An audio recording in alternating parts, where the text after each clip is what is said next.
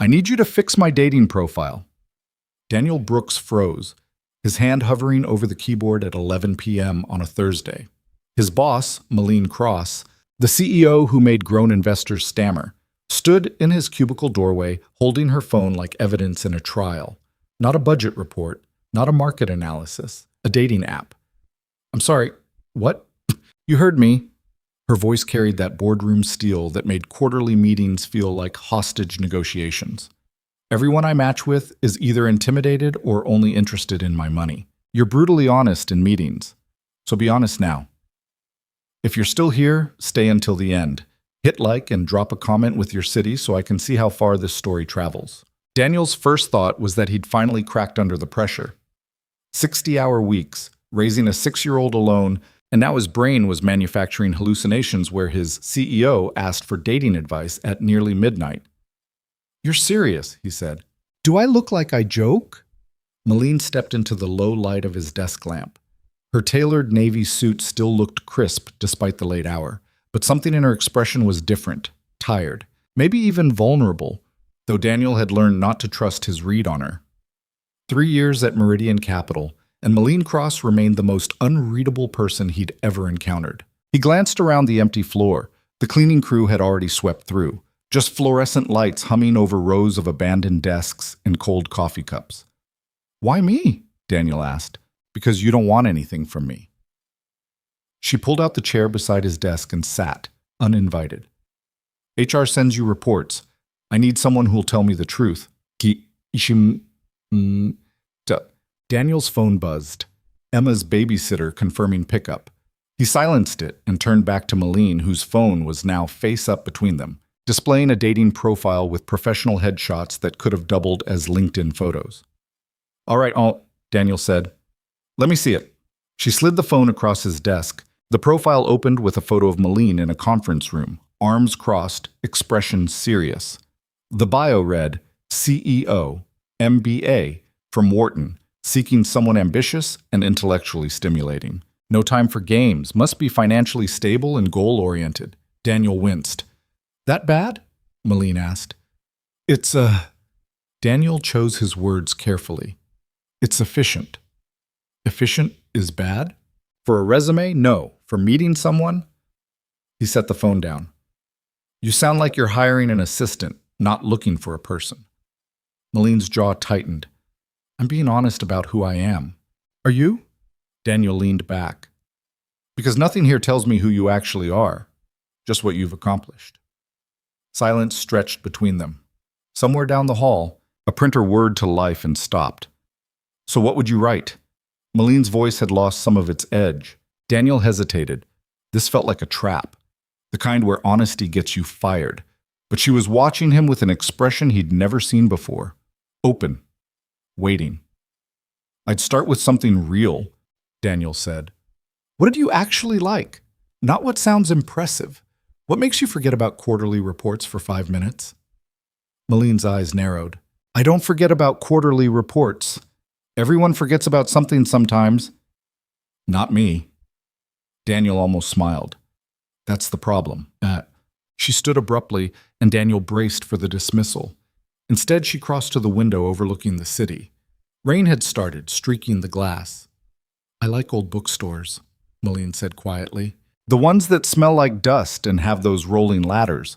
I go sometimes on Sunday mornings before anyone's awake. Daniel blinked. In 3 years, he'd never heard her mention anything outside work. That's good. That's actually a joy. I haven't told anyone that. She turned back to him. It sounds ridiculous for someone like me. It sounds human. Molen studied him for a long moment. Help me rewrite it. Now? You have somewhere to be? Daniel glanced at his phone. Emma was asleep by now. The babysitter wouldn't mind an extra hour. And this whole situation was so bizarre that some part of him needed to see where it went. Fine, he said. Pull up a chair. Bucking. They worked for 2 hours. Daniel asked questions. Molen deflected, then gradually opened up. She liked hiking but never went because who hikes alone at 30? She'd taken pottery classes in college, but quit when her business program got demanding. She missed her sister, who lived in Seattle and had stopped calling as much. Why? Daniel asked. Because I'm difficult. Molen said it matter-of-factly, like reading market data. Did she say that? She didn't have to. Molen deleted another line from her profile draft. I missed her wedding because of a merger. Forgot her birthday twice. She got tired of competing with my job. Daniel recognized that tone, the one that pretended indifference while bleeding underneath.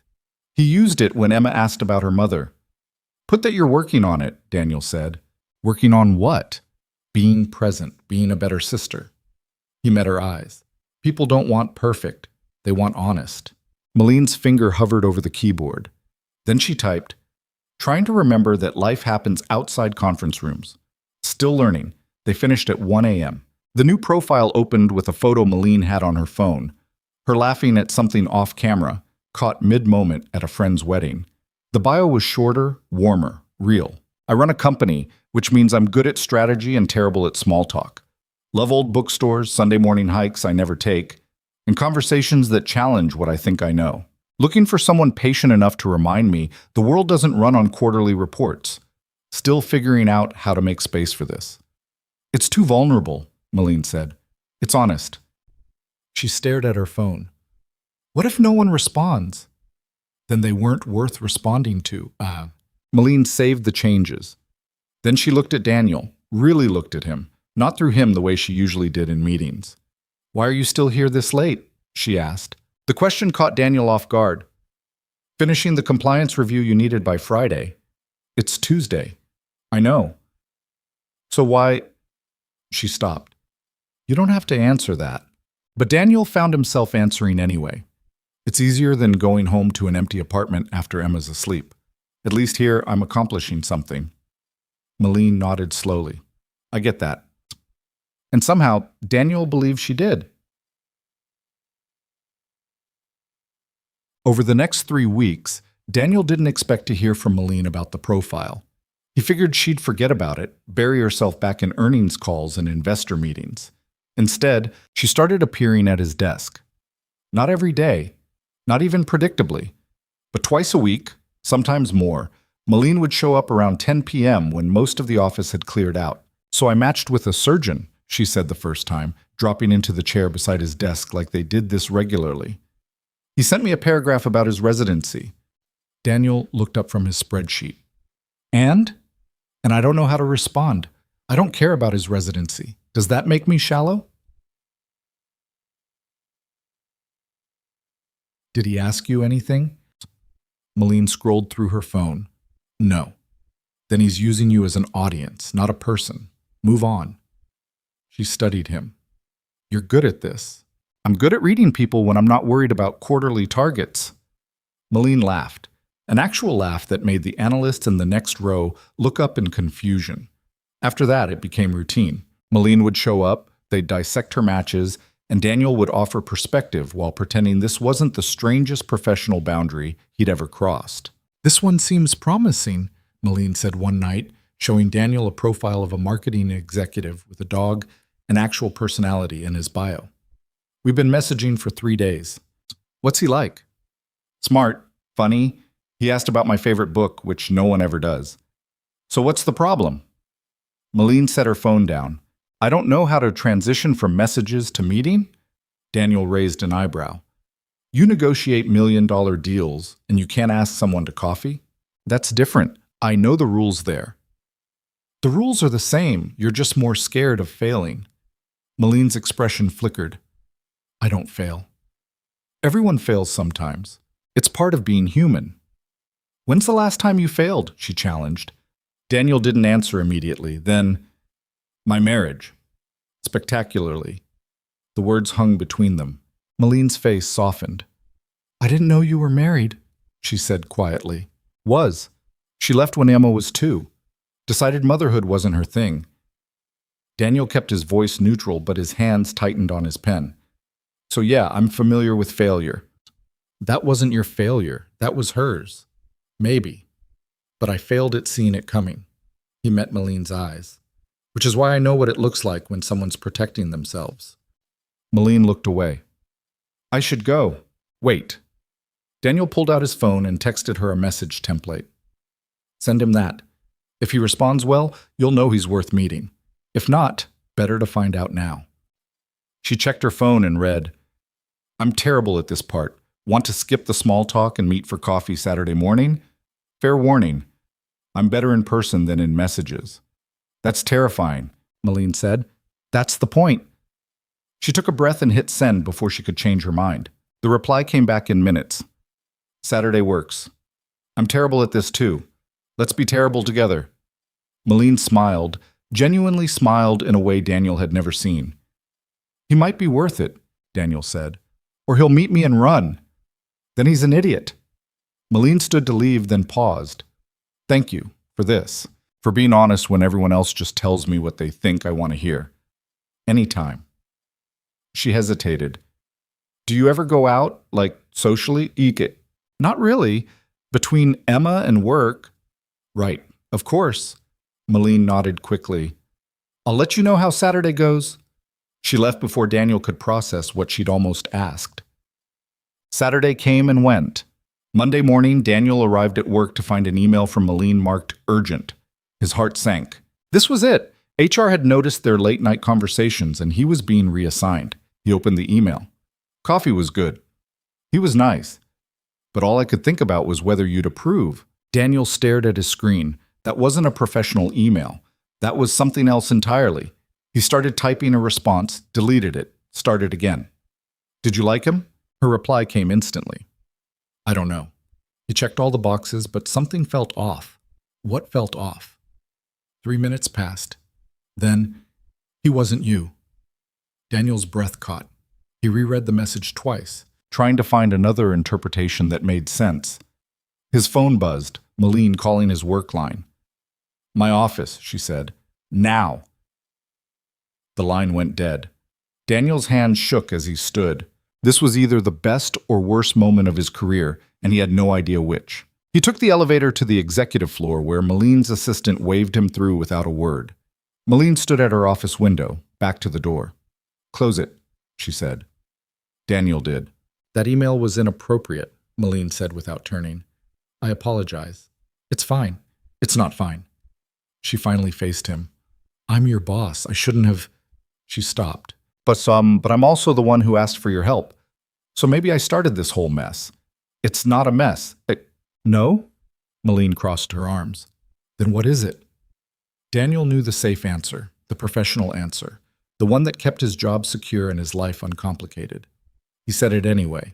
I think you felt something was missing because you were comparing him to our conversations, and I think that scares you. Ishika.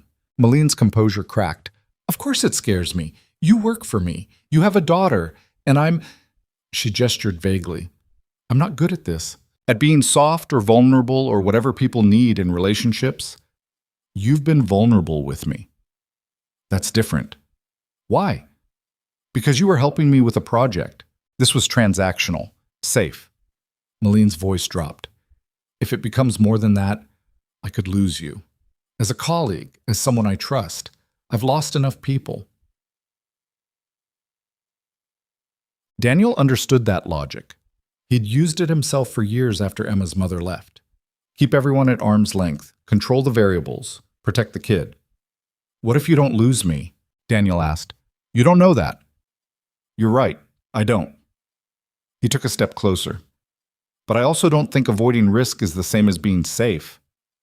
Molen studied him. What are you saying? I'm saying I think about our conversations when I'm home with Emma. I'm saying I look forward to 10 p.m. on Tuesdays because I know you'll show up. I'm saying... He stopped, weighing the words. I'm saying something's happening here, and pretending it isn't won't make it stop. Molen's expression shifted, fear mixing with something that looked like hope. This is a terrible idea, she said. Probably. It could end badly. Most things do. You have Emma to think about. I do. Which is why I don't say things like this unless I mean them. Molen crossed the space between them. She stopped a foot away, close enough that Daniel could see the uncertainty in her eyes. I don't know how to do this, she said quietly. Neither do I. So what do we do? Daniel exhaled. I think we figure it out as we go, like everything else. Molen's phone buzzed on her desk, a calendar reminder for her 10 a.m. meeting. Reality crashing back in. I have a board call in 3 minutes, she said. I know. This conversation isn't over. I know. She held his gaze for one more moment, then nodded. Tonight, my office, 10 p.m. I'll be there. Molen walked to her desk, slipping back into CEO mode like armor. But when Daniel reached the door, she called his name. Yeah? Don't be late. He almost smiled. Wouldn't dream of it.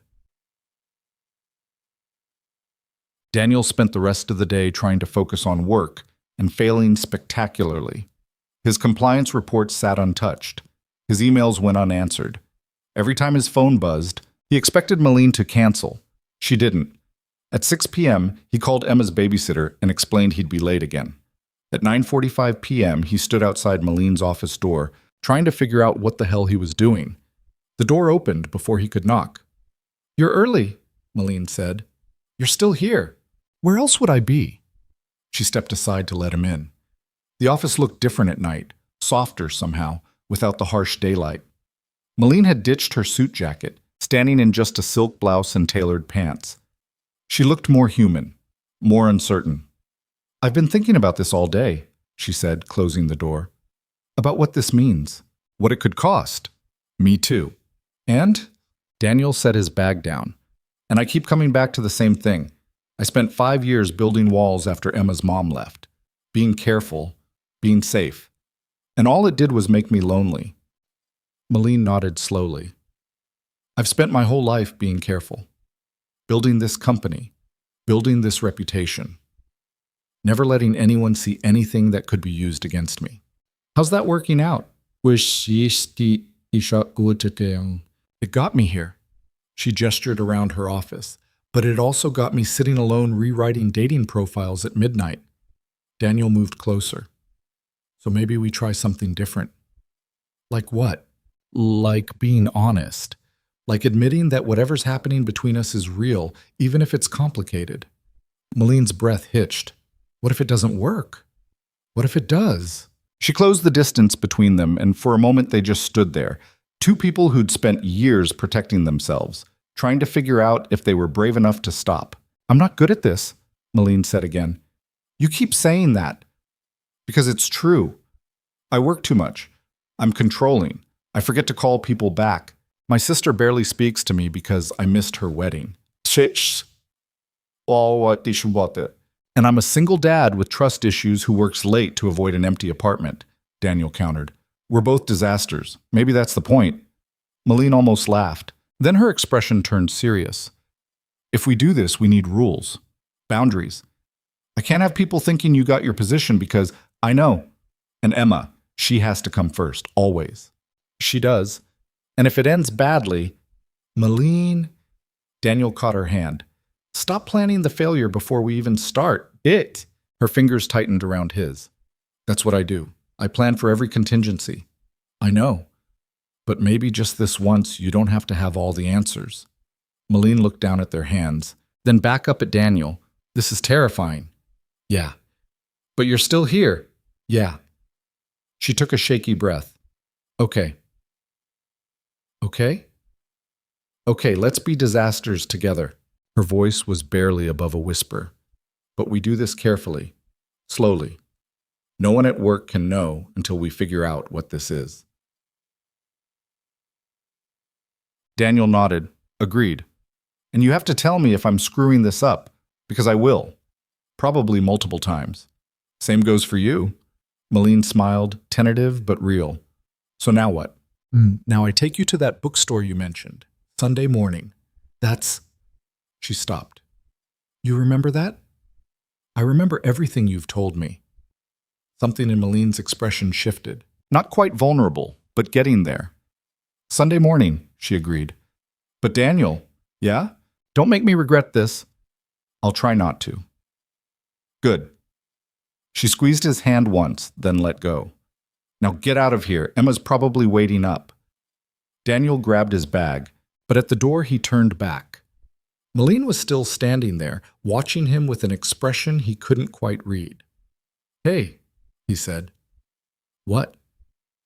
I'm glad you asked about the dating profile. Molen's smile was small but genuine. Me too.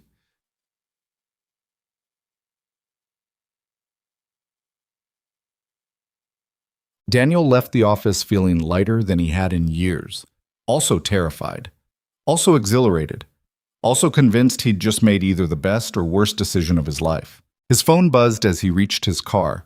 A text from Molen. 9 a.m. Sunday. Don't be late. He typed back. Wouldn't dream of it. Then he drove home to Emma, who was asleep by the time he arrived. The babysitter left, and Daniel stood in his daughter's doorway, watching her breathe in the dim nightlight glow. She looked peaceful, trusting, completely unaware that her father had just risked everything on a maybe. I hope I'm doing the right thing, Daniel whispered to the empty hallway. But for the first time in 5 years, he felt like he might be. Sunday morning would tell. Sunday morning arrived with rain. The kind of persistent drizzle that made Daniel question every decision that had led him to standing outside a bookstore at 8:55 a.m., coffee in hand, wondering if Molen would actually show. She did. At 9:02, wearing jeans and a sweater that made her look 10 years younger than she did in her usual armor of tailored suits.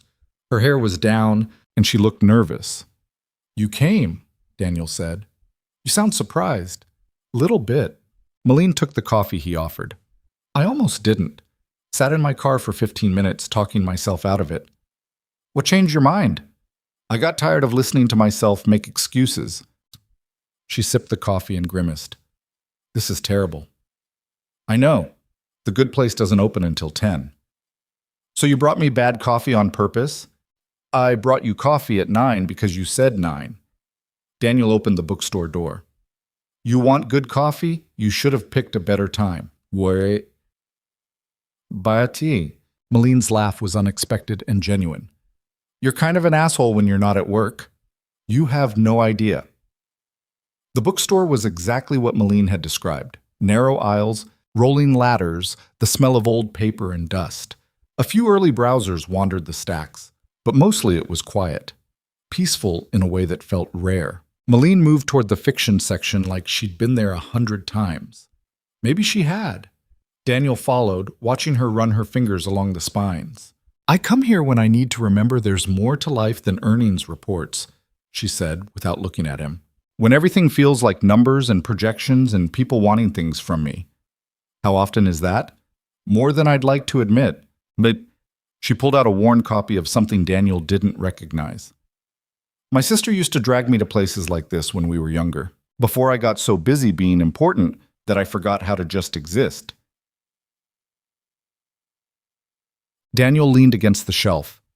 You talk about her a lot. We used to be close. Then I built a company, and she built a life.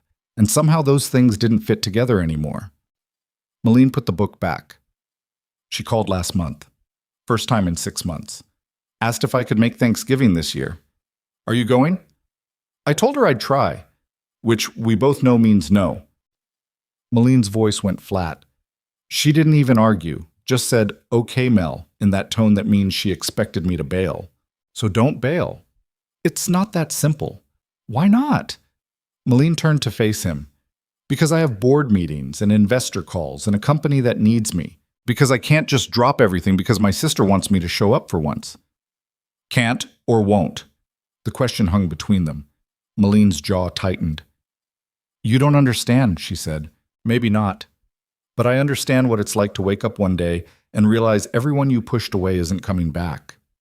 Daniel kept his voice gentle. Brain saying, Daniel kept his voice. Emma's mom didn't leave because she stopped loving me. She left because I made it easy to leave. I worked late, kept everything surface level, never let her see that I was struggling. And when she finally had enough, I acted like I didn't care. Did you? I cared so much it terrified me, so I pretended I didn't until pretending became real.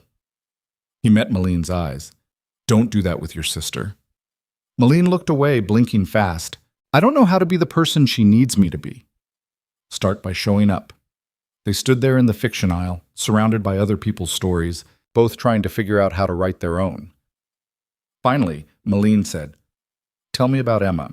The subject change was obvious, but Daniel let it happen. She's 6, smart as hell, which is terrifying. Wants to be a paleontologist this week. Last week it was an astronaut. She sounds amazing. She is. She's also stubborn and messy and asks approximately 900 questions a day. Daniel smiled despite himself. She asked me last week why I don't have a girlfriend. What did you say? I told her I was too busy making sure she had clean socks and didn't eat candy for breakfast.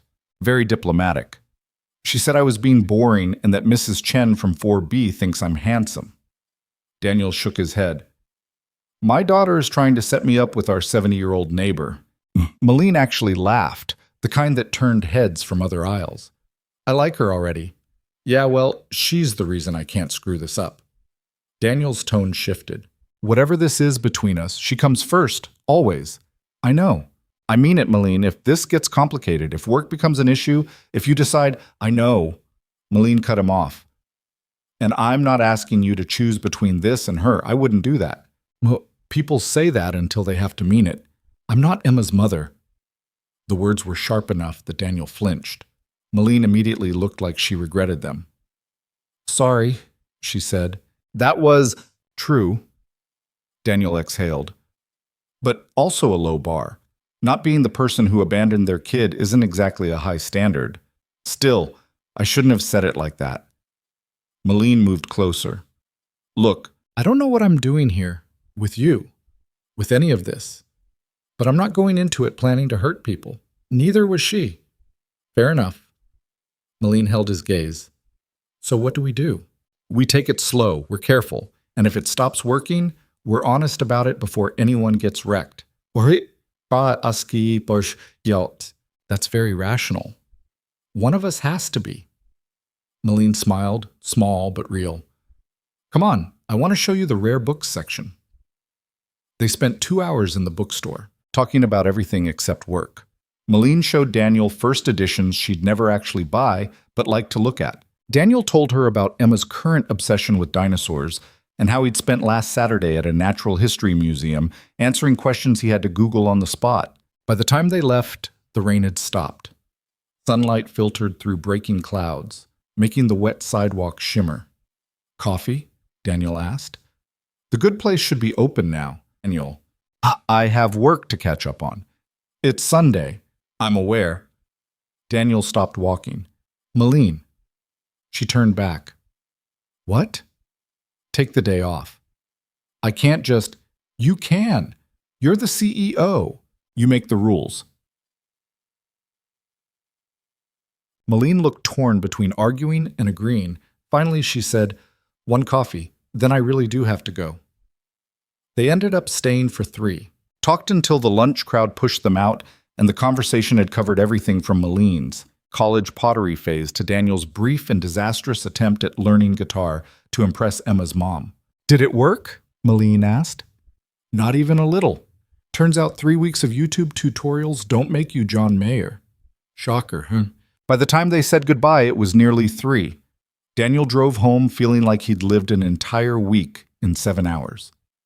His phone buzzed as he pulled into his parking spot. Molen, thank you for today. I needed that more than I realized. He typed back, same, see you tomorrow. Tomorrow. Back to reality. Daniel stared at that message.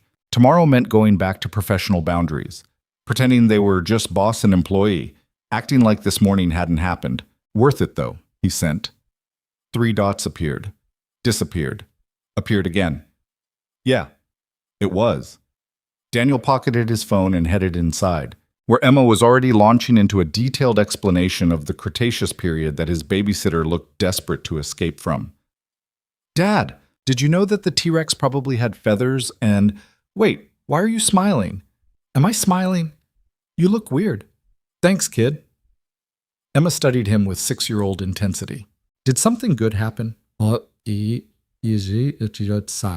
Daniel ruffled her hair. Yeah, actually, something good happened. Like what? Like I remembered what Sunday mornings are for. Emma looked confused but accepted this answer. Can we go to the museum again next week? I want to see the Triceratops.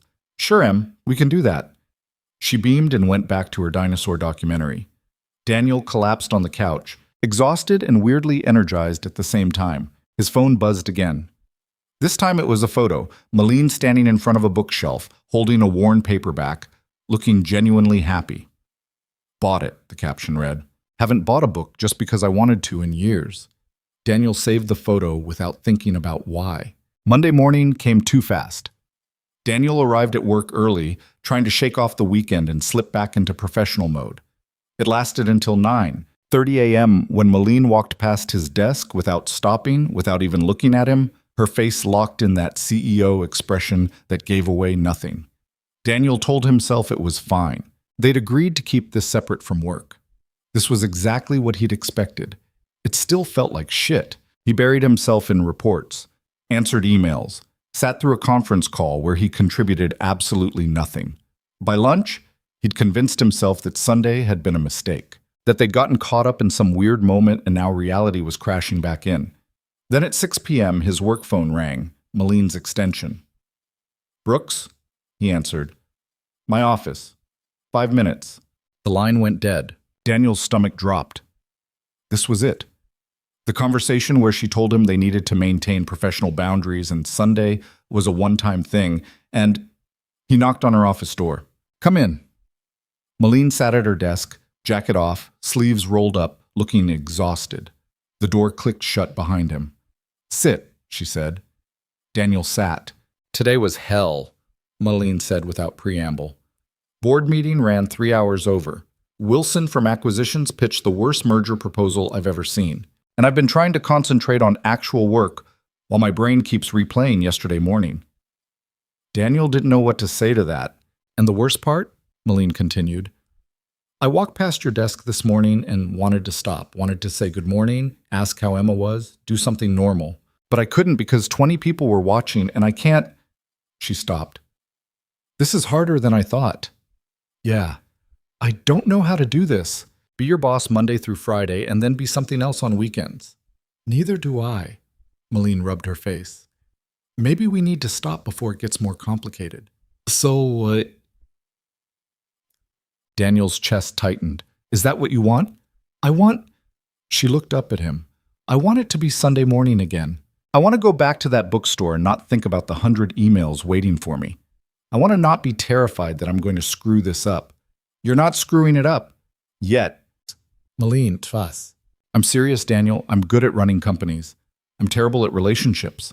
And you have a daughter who deserves better than watching her dad date someone who doesn't know how to put anything before work. So learn." The bluntness of it seemed to surprise her. It's not that simple." "Why does everyone keep saying that?" Daniel leaned forward. "You learned how to run a company. You figured out hedge funds and market analysis and whatever the hell else you do up here. Why is this harder?"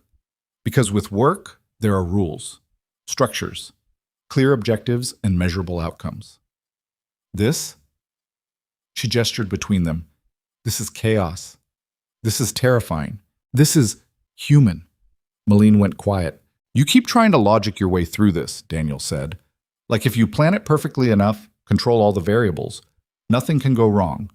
But that's not how this works." Then how does it work?" "We try. We mess up. We're honest when we mess up. And we decide if it's worth trying again." Molen studied him. "You make it sound easy." "It's not, but it's also not impossible." She stood, moved to the window overlooking the city. Rush hour traffic crawled below, brake lights blurring into red streams. "My sister called again," Molen said. "Asked if I'd decided about Thanksgiving." "What did you tell her?" "That I'd call her back." Molen's reflection in the window looked small. "I still don't know what to say." "Say yes." "It's not—" "Don't say it's not that simple. Just say yes. Block off the time. Get on a plane. Show up. And what about work?" "Work will survive 2 days without you. You don't know that. I do. Because it survived before you, and it'll survive after you. And the only question is whether you'll survive if you keep choosing it over everything else." The words came out harsher than Daniel intended. Molen turned from the window. "That's not fair," she said. "No, but it's true." They stared at each other across her office. Outside, someone's phone rang. A door slammed. Life continued while they stood frozen. "I'm afraid," Molen said finally, "that if I stop, if I let work become less than everything, I'll lose what makes me good at this. Or maybe you'll get better at it." "How?" "Because you'll remember why it matters. Because you'll have something to come back to that isn't just another meeting." Daniel stood. "You can't build a life on work alone, Molen. Trust me." I tried. "How'd that work out?" "My wife left and I spent 5 years raising a kid by myself while pretending I was fine." He moved closer. "I don't want that for you." Molen's eyes were bright. "What if I can't do it? What if I try to make space for this, and I fail anyway?" "Then you fail. But at least you tried." She laughed, wet and sharp. "That's supposed to be comforting? It's supposed to be honest." Molen closed the distance between them, stopped close enough that Daniel could see the exhaustion in her face, the uncertainty, the fear that mirrored his own. "I'm going to disappoint you," she said. "Probably. I'm going to miss things, forget plans, choose work when I shouldn't." "I know. So why are you still here?" Daniel reached up, tucked a strand of hair behind her ear. "Because I think you're worth it, even when you don't think you are." Molen's breath caught. That's true, and terrifying, and probably stupid, but there it is. For a moment, neither of them moved. Then Molen kissed him, quick and desperate and over before Daniel could fully register it happened. She pulled back, eyes wide. "Sorry, that was—" Daniel kissed her back. Slower this time, deliberate. She made a small sound against his mouth, and then she was kissing him properly, hands in his hair, pressed against him like she was trying to prove something to herself. When they finally broke apart, both breathing hard, Molen rested her forehead against his. "He said slow," she whispered. "Yeah." "That wasn't slow." "No." "We should stop." "Probably." Neither of them moved. Daniel ran his thumb along her jaw, feeling her pulse race beneath his fingers. "Daniel?" Molen's voice was barely audible. "Yeah?" "I'm really glad you fixed my dating profile." He smiled against her hair. "Me too." They stood like that for another minute, holding on to something fragile and new and completely inappropriate for a CEO's office on a Monday evening. Finally, Molen stepped back. "You should go, before I do something else stupid." "Like what?" "Like ask you to stay." Daniel wanted to stay, wanted to keep holding her until the fear in her eyes disappeared. But Emma's babysitter had already texted twice, and reality was seeping back in. "Tomorrow," he said. "Same time?" "Well, tomorrow." Molen straightened her blouse, slipped back into CEO mode like armor. "And Daniel?" "Yeah?" "This stays between us. No one at work can know." "I know." "I'm serious. If people think you're getting preferential treatment—" "I know, Molen. We've been over this." She nodded. "Right, good." He headed for the door. "Hey," she called. He turned back. "Thank you," she said, "for pushing me, about my sister, about all of it." "Anytime." Booked. Daniel left before she could see how much that simple thank you affected him. He took the elevator down, walked through the emptying office, drove home in a daze. Emma was waiting with approximately 73 new dinosaur facts and demands that he build her a diorama for school. Daniel made dinner, helped with the project, read 3 chapters of Emma's current favorite book, and tucked her into bed. "Dad?" she said as he turned off her light. "Yeah, Em?" "You seem happy, like actually happy, not pretend happy." Out of the mouths of 6-year-olds. "I am happy." "Good. You're less grumpy when you're happy." "Thanks, kid." "Also, Mrs. Chen asked about you again." "Emma, I told her you were busy, but she made me promise to tell you she has leftover dumplings if you want them." Daniel shook his head. "Go to sleep." "Love you. Love you too." He closed her door and sagged against the wall. His phone buzzed. Molen. "I called my sister, told her I'd be there for Thanksgiving." Daniel smiled. "How'd she react?" "She cried. Then accused me of lying. Then cried again when I promised I meant it. That's good, though, is it? She doesn't trust me. She will. If you follow through. 3 dots appeared, disappeared, appeared again. I'm going to need help with this, with figuring out how to be a person who shows up. I'm not going anywhere. The reply came immediately. Promise? Daniel stared at that single word, at the vulnerability underneath it, at the fact that Molen Cross, CEO, powerhouse, woman who negotiated million-dollar deals without blinking, needed reassurance from him. Promise, he sent back. Then, because honesty seemed to be their thing, but you're going to have to trust me. Actually trust me. Not just say you do. I'm working on it. I know. Me too. They texted until midnight. Nothing important, just existing in each other's space in the only way they could right now.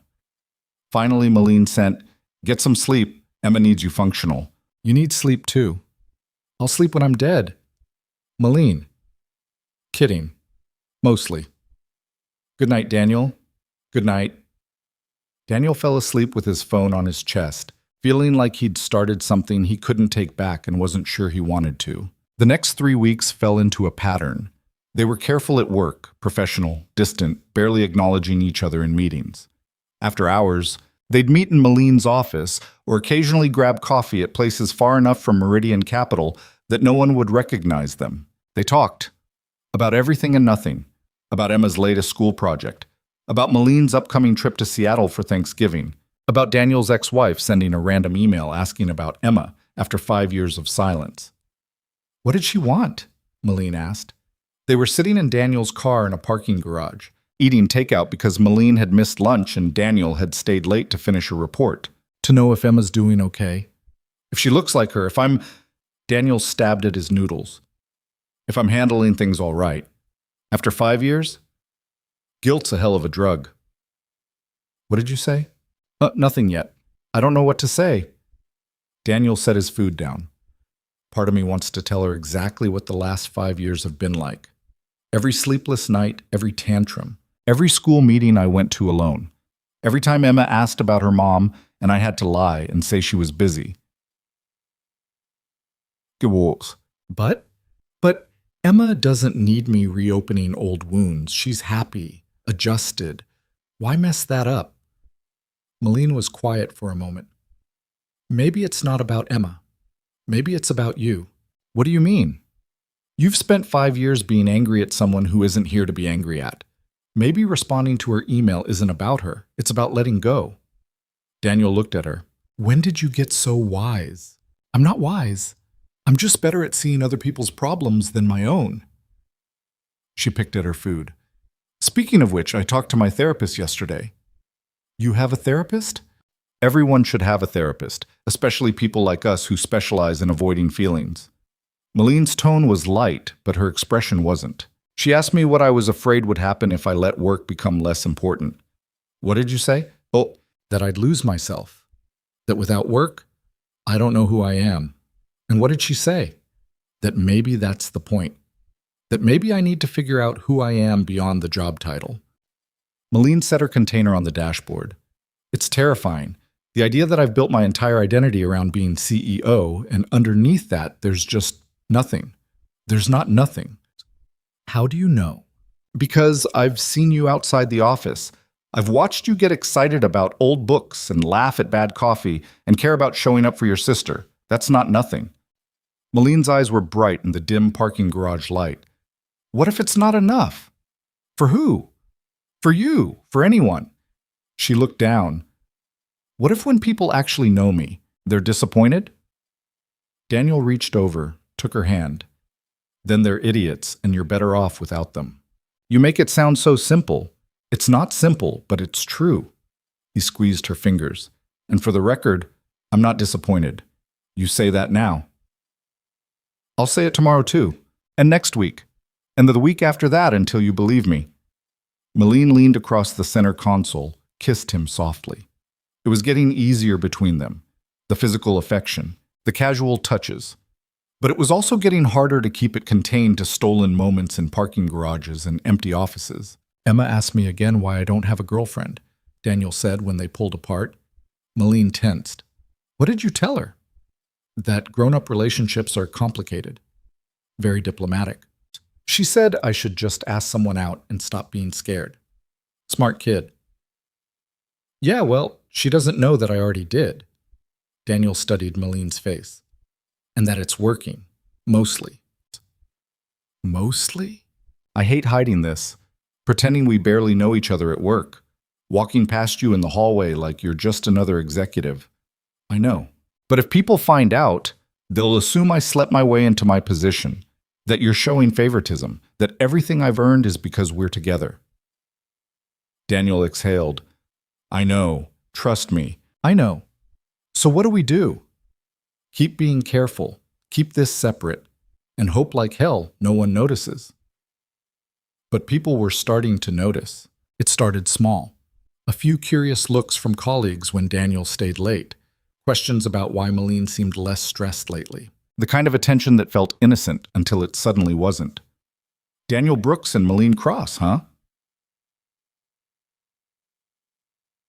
Kevin from accounting said one afternoon, his tone joking but his eyes sharp. That's interesting. Daniel kept his face neutral. What are you talking about? Nothing. Just noticing you two seem to work late a lot. Together. We're on the same project. Sure. Kevin smiled, just making an observation. He walked away, but the damage was done. Daniel's stomach twisted. He immediately texted Molen. We need to talk. Her office. 20 minutes later. Kevin knows, Daniel said as soon as the door closed. Kevin doesn't know anything. He's fishing. He's fishing because there's something to find. Molen crossed her arms. So what? We've been careful. We don't interact at work beyond what's necessary. There's nothing concrete. Concrete doesn't matter. Perception does. Daniel paced. If this gets out, they'll destroy both of us. You for poor judgment, me for sleeping my way up the ladder. No one's going to... They already are. Kevin made a comment. How long until someone mentions it to HR? Until someone decides to investigate whether you've been showing me preferential treatment. I haven't. I know that. You know that. But do you think anyone else will believe it? Daniel stopped pacing. This is exactly what we were afraid of. Molen sank into her chair. So what do you want to do? The question hung between them. Daniel knew what the smart answer was. The safe answer. The one that protected both their careers. I don't know, he admitted. Because ending it isn't an option? Molen's voice was small. Is it for you? She looked up at him. No. Then we figure out another way. There isn't another way. Either we stop this, or we risk everything. Then we risk everything. Molen stood. Daniel, you have Emma to think about. Your job. Your stability. I can't ask you to... You're not asking. I'm choosing. He moved closer. I spent 5 years playing it safe after Emma's mom left. Being careful. Protecting myself. And all it did was make me lonely. I'm not doing that again. Even if it costs you your job? Even then. Molen's expression cracked. You're an idiot. Probably. And I'm an even bigger idiot because I don't want you to stop. Daniel pulled her close, felt her melt against him. So we don't stop. We're just more careful. We're already being careful. Then we're even more careful. He pulled back to look at her. And if it comes out, we deal with it, together. Molen nodded, but Daniel could see the fear in her eyes. The same fear he felt, because they both knew what was coming. They'd been pretending they could keep this contained, keep it separate, keep it safe. But secrets never stayed buried forever, and theirs was about to explode. Nobody in Millfield thought Owen Calloway would last long as a single father. Too quiet, too steady, too ordinary. So when Diana Voss, owner of 3 dealerships and a reputation built on crushing smaller people, decided to have some fun, she chose Owen's driveway. 12 rusted, broken, engine-dead cars. The explosion came faster than either of them expected. Daniel arrived at work Monday morning to find Kevin from accounting already waiting at his desk, leaning against the cubicle wall with a coffee cup and that particular smile people wear when they're about to ruin your day. Morning, Brooks, Kevin said. Got a minute? Daniel set his bag down. Not really. Won't take long, just wanted to ask about the Henderson account. Daniel looked up. This Henderson account was Molen's pet project, a major client acquisition she'd been working on for months. Kevin had no reason to be asking about it. No legitimate reason, anyway. What about it? Kevin shrugged. Just noticed you're the point person on the compliance review. Big responsibility for someone at your level. Makes a person wonder how that assignment got made. The implication hung in the air between them. Daniel kept his expression neutral. I'm qualified for it. Oh, I'm sure you are. Just seems like a coincidence. You working late with the boss, getting high-profile assignments. People talk, you know? People should mind their own business. Kevin's smile widened. Maybe, but when it affects team morale, promotions, fair distribution of opportunities, that becomes everyone's business. He pushed off the cubicle wall. Just saying, might want to be more careful about appearances. He walked away before Daniel could respond. Around the cubicle farm, several heads that had been conspicuously down suddenly returned to their screens. Daniel's phone buzzed. Molen, my office, now. He took the stairs instead of the elevator, needing the extra minute to think. This was exactly what they'd feared. The whispers starting, the assumptions forming. The careful walls they'd built crumbling before they'd even figured out what they were protecting. Molen's door was already open. She waved him in and closed it behind him. Kevin? She asked. How'd you know? Because Susan from HR just called asking if there was anything she should be aware of regarding professional conduct in my department. Molen's voice was tight. She was very polite about it, very professional, which means someone filed an actual complaint. Daniel sank into the chair. This is bad. It's worse than bad. HR has protocols for this kind of thing. They'll want to interview people, look at assignment records, email logs. She pressed her fingers to her temples. If they find anything, they won't. We've been careful. Careful doesn't matter if people believe there's something to find. Molen turned to face him. I need to recuse myself from any decisions involving your position, effective immediately. Molen, it's not a discussion. If I don't, it validates everything they're saying, that I'm showing favoritism, that you're getting special treatment. So we just let them win? We protect your job. And mine. Her voice cracked slightly. Even if it means... She didn't finish, didn't need to. They both knew what it meant. Daniel stood.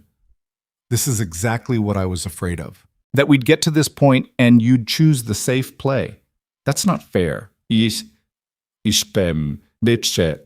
Isn't it? Because it feels like every time things get hard, your first instinct is to pull away, to protect yourself. Molen's expression hardened. I'm protecting both of us. By pretending nothing's happening between us? By throwing me to the wolves so HR doesn't look too closely? I'm not throwing you anywhere. I'm following protocol. Protocol? Daniel laughed bitterly. Right, because that's what this is about. What do you want me to do, Daniel? Hold a press conference? Announce we're together? And damn the consequences? I want you to fight for this. For us, instead of calculating the exit strategy. The words landed hard. Molen's face went pale. Get out, she said quietly. Molen, out. Now. Daniel left. The door closed behind him with a soft click that somehow felt louder than a slam. He made it back to his desk before the full weight of it hit. They were falling apart. Not because of external pressure, though that was real, but because neither of them actually knew how to do this, how to trust someone enough to let them matter. His phone buzzed. Emma's school. His daughter had thrown up in class and needed to be picked up. Daniel grabbed his jacket and headed for the elevator, grateful for the excuse to escape. Emma was pale and miserable in the nurse's office, curled up in a plastic chair with a trash can at her feet. She reached for Daniel immediately. Dad? Hey, kiddo. Rough day? She nodded against his chest. The nurse handed him a form to sign and mentioned something about a stomach bug going around. Daniel half listened, focused on getting Emma home. They spent the afternoon on the couch. Emma dozed while Daniel pretended to work on his laptop and actually stared at the screen without seeing anything. Around 4, his phone rang. Unknown number. Hello? Daniel Brooks? A woman's voice, professional, unfamiliar. Speaking. This is Rachel Chen from Meridian Capital's HR department. I need to schedule a meeting with you regarding a workplace conduct inquiry. Daniel's stomach dropped. When? Tomorrow morning, 9 a.m., my office. Is upon this. Can you tell me what this is about? We'll discuss it tomorrow. A pause. Please bring any relevant documentation regarding your current projects and reporting relationships. The line went dead. Daniel set the phone down carefully, like it might explode. Emma stirred beside him. Dad, you okay? Yeah, Em, I'm fine. She studied him with those 6-year-old eyes that saw too much. You don't look fine. Just work stuff. Nothing important. Oh, Emma accepted this the way kids do, knowing it's probably not true, but lacking the framework to push further. She went back to her cartoon. Daniel stared at the ceiling. His phone buzzed. Molen, we need to talk. Daniel typed back. Can't. Emma's sick. 3 dots appeared. Disappeared. Appeared again. Is she okay? Stomach bug. She'll be fine. Do you need anything? Daniel stared at that message. Such a simple question. Such an impossible answer. I need you to decide if this is worth fighting for, he typed. Then he deleted it. I'm good, he sent instead. The dots appeared again, stayed for a long time, then disappeared without a reply. That evening, after Emma finally fell asleep in her own bed, Daniel sat at his kitchen table with a beer he wasn't drinking and tried to figure out how everything had gone so wrong, so fast. His phone rang. Lucas. You busy? Lucas asked. Depends on your definition. I'm coming over, Dace. Lucas showed up 20 minutes later with a 6-pack and the expression of someone who'd already decided they weren't leaving until the problem was solved, or at least properly discussed. They sat on Daniel's small balcony, overlooking the parking lot, not talking about anything important for the first 2 beers. So, Lucas finally said, you gonna tell me what's going on, or do I have to guess? Nothing's going on. You're a terrible liar. Daniel exhaled. Work stuff. Complicated. The CEO? Daniel's head snapped up. How did you? Because you've been working late for weeks and coming back looking like someone who just discovered emotions exist. And because I saw you 2 at that coffee shop on 5th Street 3 Sundays ago. You didn't say anything. Wasn't my business. Still isn't, really. But you look like hell, so I'm making it my business. Daniel rubbed his face. It's falling apart. We tried to keep it separate from work, but people noticed. Now HR's involved, and she's pulling back, and I don't know how to... He stopped. I don't know how to trust that she won't bail when things get hard. Like Emma's mom did.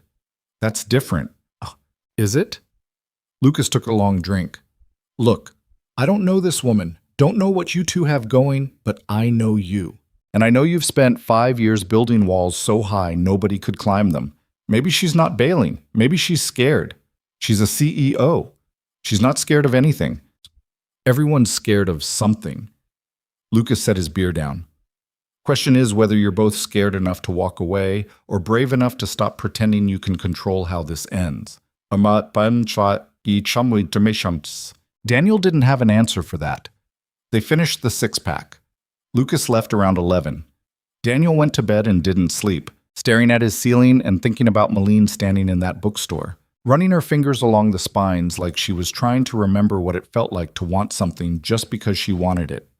His phone lit up at 2 a.m. Molen, I can't sleep. Me neither. He sent back, HR called you. Tomorrow morning. I'm sorry. I should have handled this better. Daniel stared at that message. How? I don't know. But I should have figured it out. Maybe there wasn't a good way to handle it. Maybe this was always going to be a disaster. The dots appeared and stayed there for 3 minutes. Then, I don't want it to be. Daniel's chest tightened. So what do we do? I don't know. But I keep thinking about what you said, about choosing each other, about being brave enough to try. And I'm terrified. 'Cause everyone I've ever let matter has left eventually. My sister stopped calling. My college boyfriend left when my career took off. Even my parents act like they're proud, but I can tell they think I've become someone cold, someone they don't recognize. Daniel read that message twice. It was the most honest thing Molen had ever said to him. You're not cold, he typed. You're scared. There's a difference. Is there? Yeah. Cold people don't text at 2 a.m. because they can't stop thinking about someone. Cold people don't spend 2 hours in a bookstore talking about their sister. Cold people don't... He stopped typing. Started again. Cold people don't make me feel like maybe I could trust someone again.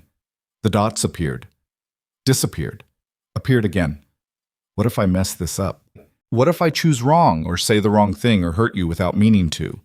Then we deal with it. Together. You make it sound simple. It's not simple.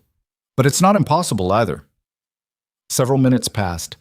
Daniel was starting to think she'd fallen asleep when his phone buzzed again. The HR meeting tomorrow. Tell them the truth. Daniel's breath caught. Molen. Not everything. But tell them we've been spending time together outside work. That it started as professional mentoring and became something else. That we were trying to keep it separate but weren't perfect at it. That could cost you your job. I know. But lying will cost more. Are you sure? No. But I'm tired of being scared. Daniel stared at his phone. At those 6 words that represented a complete reversal from the woman who'd told him to leave her office 12 hours ago. Okay, he sent. We do this together. Together, she confirmed. Then, try to sleep. Tomorrow's going to be rough. You too. Daniel? Yeah? Thank you for not giving up on me when I was being an idiot. He smiled despite everything. Anytime. The HR meeting was exactly as miserable as Daniel expected. Rachel Chen was professional and cold, asking questions in a tone that suggested she'd already decided the answers. Yes, he'd been working late. Yes, on projects assigned by Molen. No, he didn't think he'd received preferential treatment, but yes, he understood how it might appear that way. Then Rachel asked the question that mattered. Have you and Ms. Cross engaged in any personal relationship outside of work? Ops, champushi yi. Daniel looked at her directly. Yes. Rachel's pen stopped moving. Can you elaborate? We've been seeing each other. It started about 6 weeks ago. We were trying to keep our professional and personal lives separate, but apparently we weren't as successful as we thought. Does Ms. Cross know you're disclosing this? It was her idea. Rachel's expression flickered. I see. And you're aware this creates potential conflicts of interest? I am. Were you aware when you accepted the Henderson assignment? I was qualified for it regardless of my relationship with Ms. Cross. But yes, I understand the optics are problematic. Rachel made several notes. Thank you for your honesty, Mr. Brooks. I'll need to speak with Ms. Cross as well. We'll be in touch regarding next steps. Daniel left feeling like he'd just volunteered for a firing squad. He was back at his desk for less than an hour before Susan from HR called him back upstairs. This time, Molen was already there, sitting in one of the chairs across from Rachel's desk. Please sit. Mr. Brooks, Rachel said. Daniel sat. He and Molen didn't look at each other. Rachel folded her hands on her desk. I've spoken with both of you individually. Ms. Cross has confirmed your account. She's also provided documentation showing that the Henderson assignment was approved by the CFO and the Board Compliance Committee, not by her directly. Daniel exhaled slightly. However, Rachel continued, the appearance of impropriety remains. An appearance matters in an organization like this. She looked between them. You have 2 options. 1, Ms. Cross recuses herself from all personnel decisions involving Mr. Brooks, and you both agree to strictly enforced professional boundaries during work hours. Will require quarterly attestations confirming no conflicts of interest. And option 2, Molen asked. One of you leaves Meridian Capital. The room went silent. We need time to... Daniel started. You have until Friday, Rachel said. Submit your decision in writing. They were dismissed. Daniel and Molen took different elevators down. Different exits. They didn't text. Didn't call. Both of them needing space to think about what they'd just been asked to choose. Daniel picked up Emma from school and took her to the park, even though it was cold and she was still recovering. She ran around while he sat on a bench, trying to calculate the math. Option 1 meant staying, keeping his job, but living under constant scrutiny. Every assignment questioned, every conversation monitored. And Molen, already struggling to separate her worth from her work, would second-guess every interaction. Option 2 meant someone walking away. Losing income, starting over. And for what? A relationship that was 6 weeks old and already causing this much damage? His phone buzzed. Molen, can we talk? When? Tonight. After Emma's asleep. My place. Daniel had never been to Molen's apartment. She'd kept that boundary firm. The fact that she was offering it now felt significant. Send me the address. She did. A high-rise downtown. Expensive. Exactly what he'd expected. He got Emma fed, bathed, and into bed by 8. Called the babysitter. Drove across town feeling like he was heading toward either the best or worst decision of his life. Molen's apartment was on the 23rd floor, all glass and sharp edges, decorated in shades of gray and white that suggested it had been designed by someone who'd never actually lived there. She opened the door in jeans and a sweater, barefoot, hair down, more human than he'd ever seen her. "Hey," she said. "Hey." They stood in her entryway, both of them trying to figure out how to start this conversation. "I've been thinking, Molen finally said, about what Rachel said, about our options." "Me too. And she stopped. "I don't want you to leave, but I also can't ask you to stay under those conditions, being watched constantly, having every accomplishment questioned." "I've been thinking the same thing about you." Molen smiled sadly. "We're both trying to protect each other." Maybe that's the problem." "What do you mean?" Daniel moved into the living room, looking out the floor-to-ceiling windows at the city spread below. "We keep trying to control the outcome, to plan for every contingency. But maybe there isn't a safe version of this. So what do we do?" He turned to face her.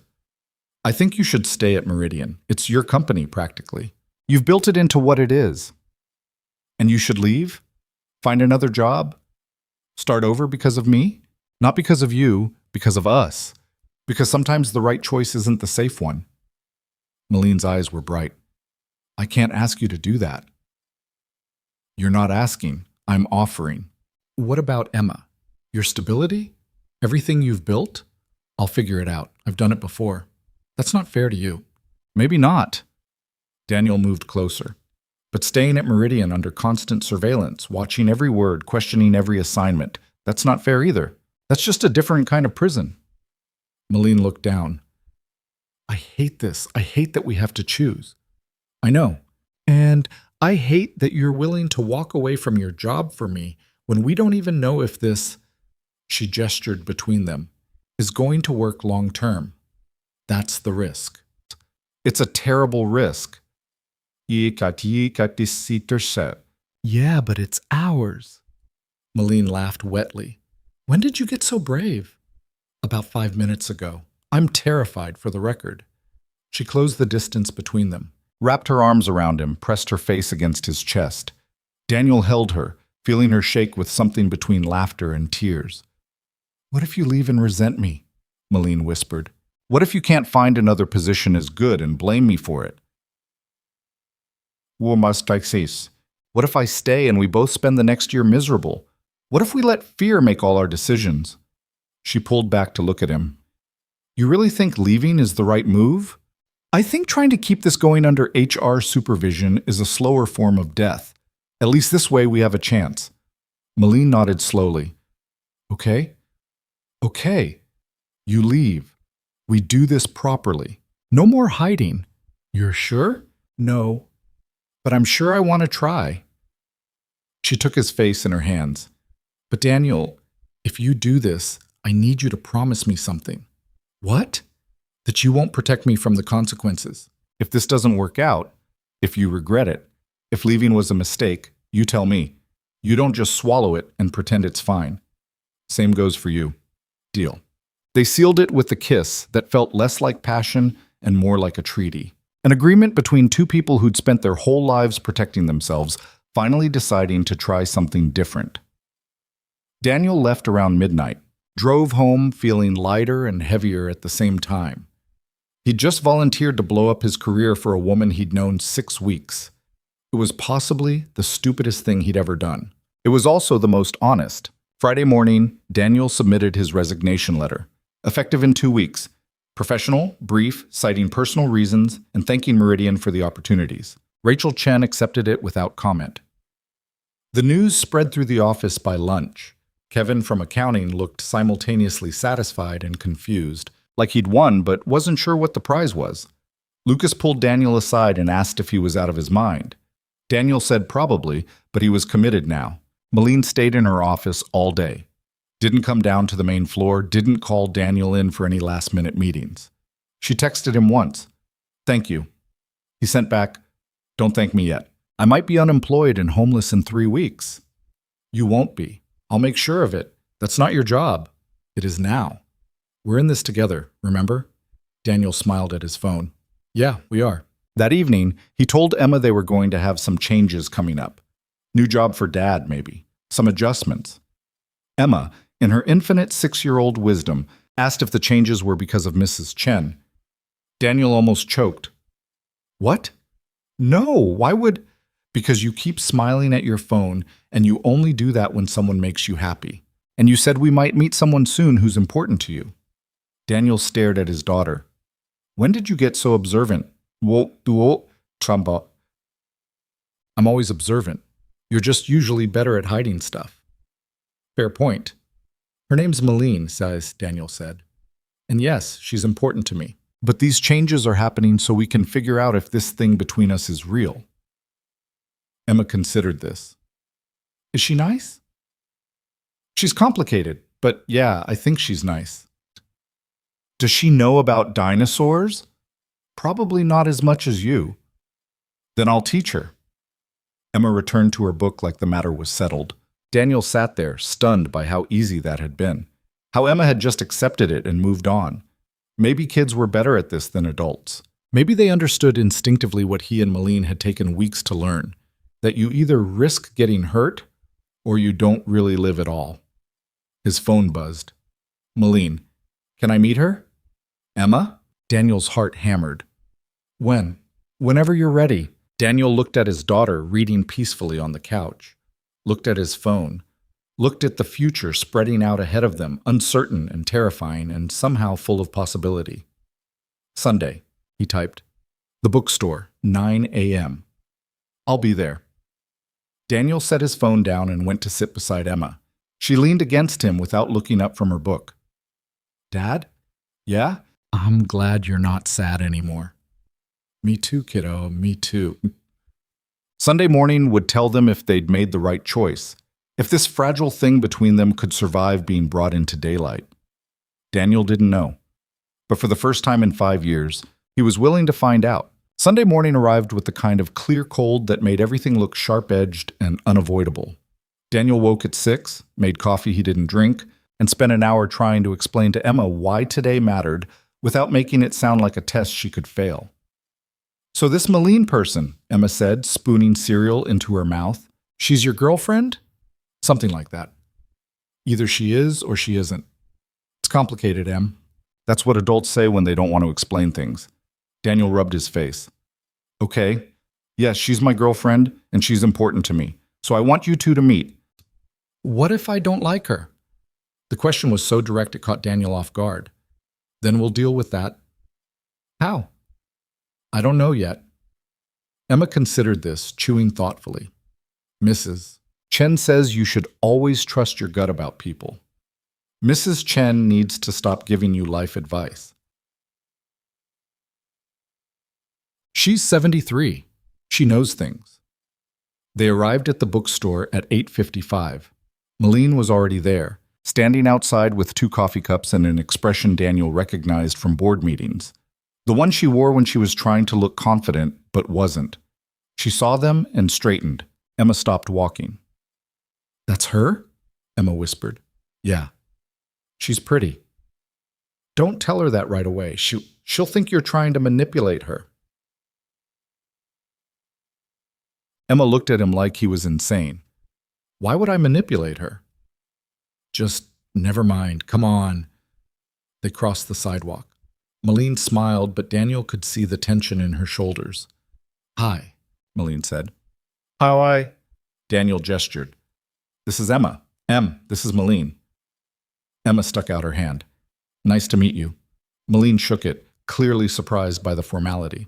"Nice to meet you too." An awkward silence stretched. Daniel realized he had no idea how to navigate this. He'd spent weeks trying to figure out his relationship with Molen and 0 time thinking about how to introduce her to his 6-year-old daughter. Dad says you like bookstores, Emma said finally. I do. Do you? They're okay. I like the science section. What kind of science? Paleontology, mostly. Dinosaurs. I don't know much about dinosaurs. Emma's expression suggested this was a significant character flaw, but one she was willing to overlook. That's okay. Most people don't. Molen glanced at Daniel, a small smile pulling at her mouth. He could tell she was trying not to laugh. They went inside. Emma immediately headed for the natural history section, leaving Daniel and Molen trailing behind. She's very direct, Molen said quietly. That's a polite way of putting it. I like it. It's honest. Molen watched Emma pull books from the shelf, examining each one with serious concentration. She looks like you. Poor kid. I didn't mean it like that. Molen bumped his shoulder. I meant she has your eyes. The way you look at things like you're trying to understand them completely before making a decision.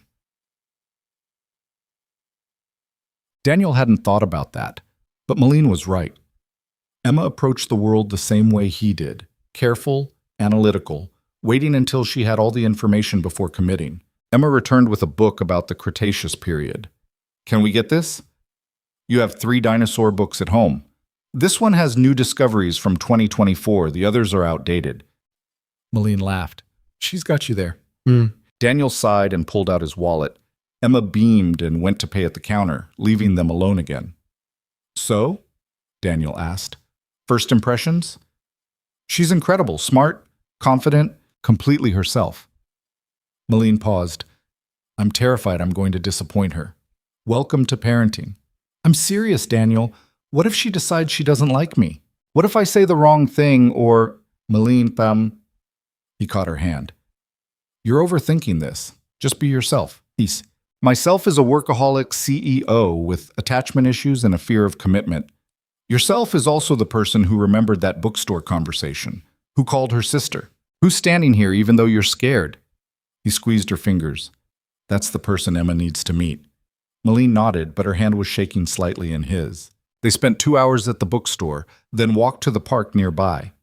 Emma ran ahead, climbing on the playground equipment while Daniel and Molen sat on a bench watching. Your 2 weeks are almost up, Molen said. Have you found anything yet? Few interviews lined up, nothing concrete. Daniel kept his voice neutral. It's fine, I've got savings. How much savings? Enough. Daniel, I'm not taking money from you. What?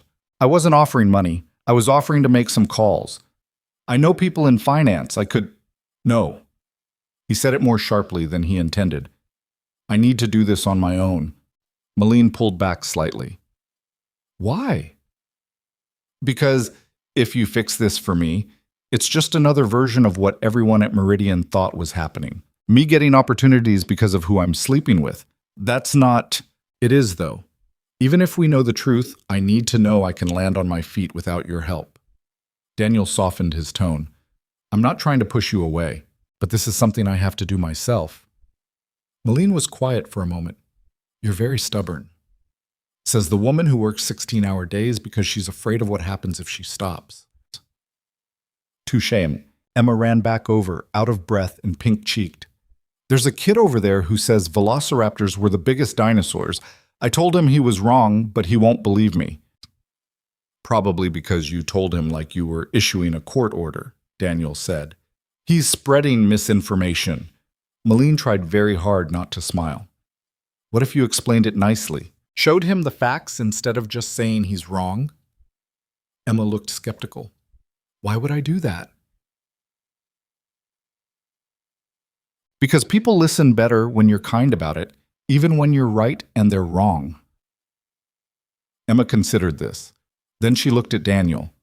Is she always this smart? Usually. Okay, I'll try it. Emma ran back to the playground. Daniel watched her go, then turned to Molen. You're good with her.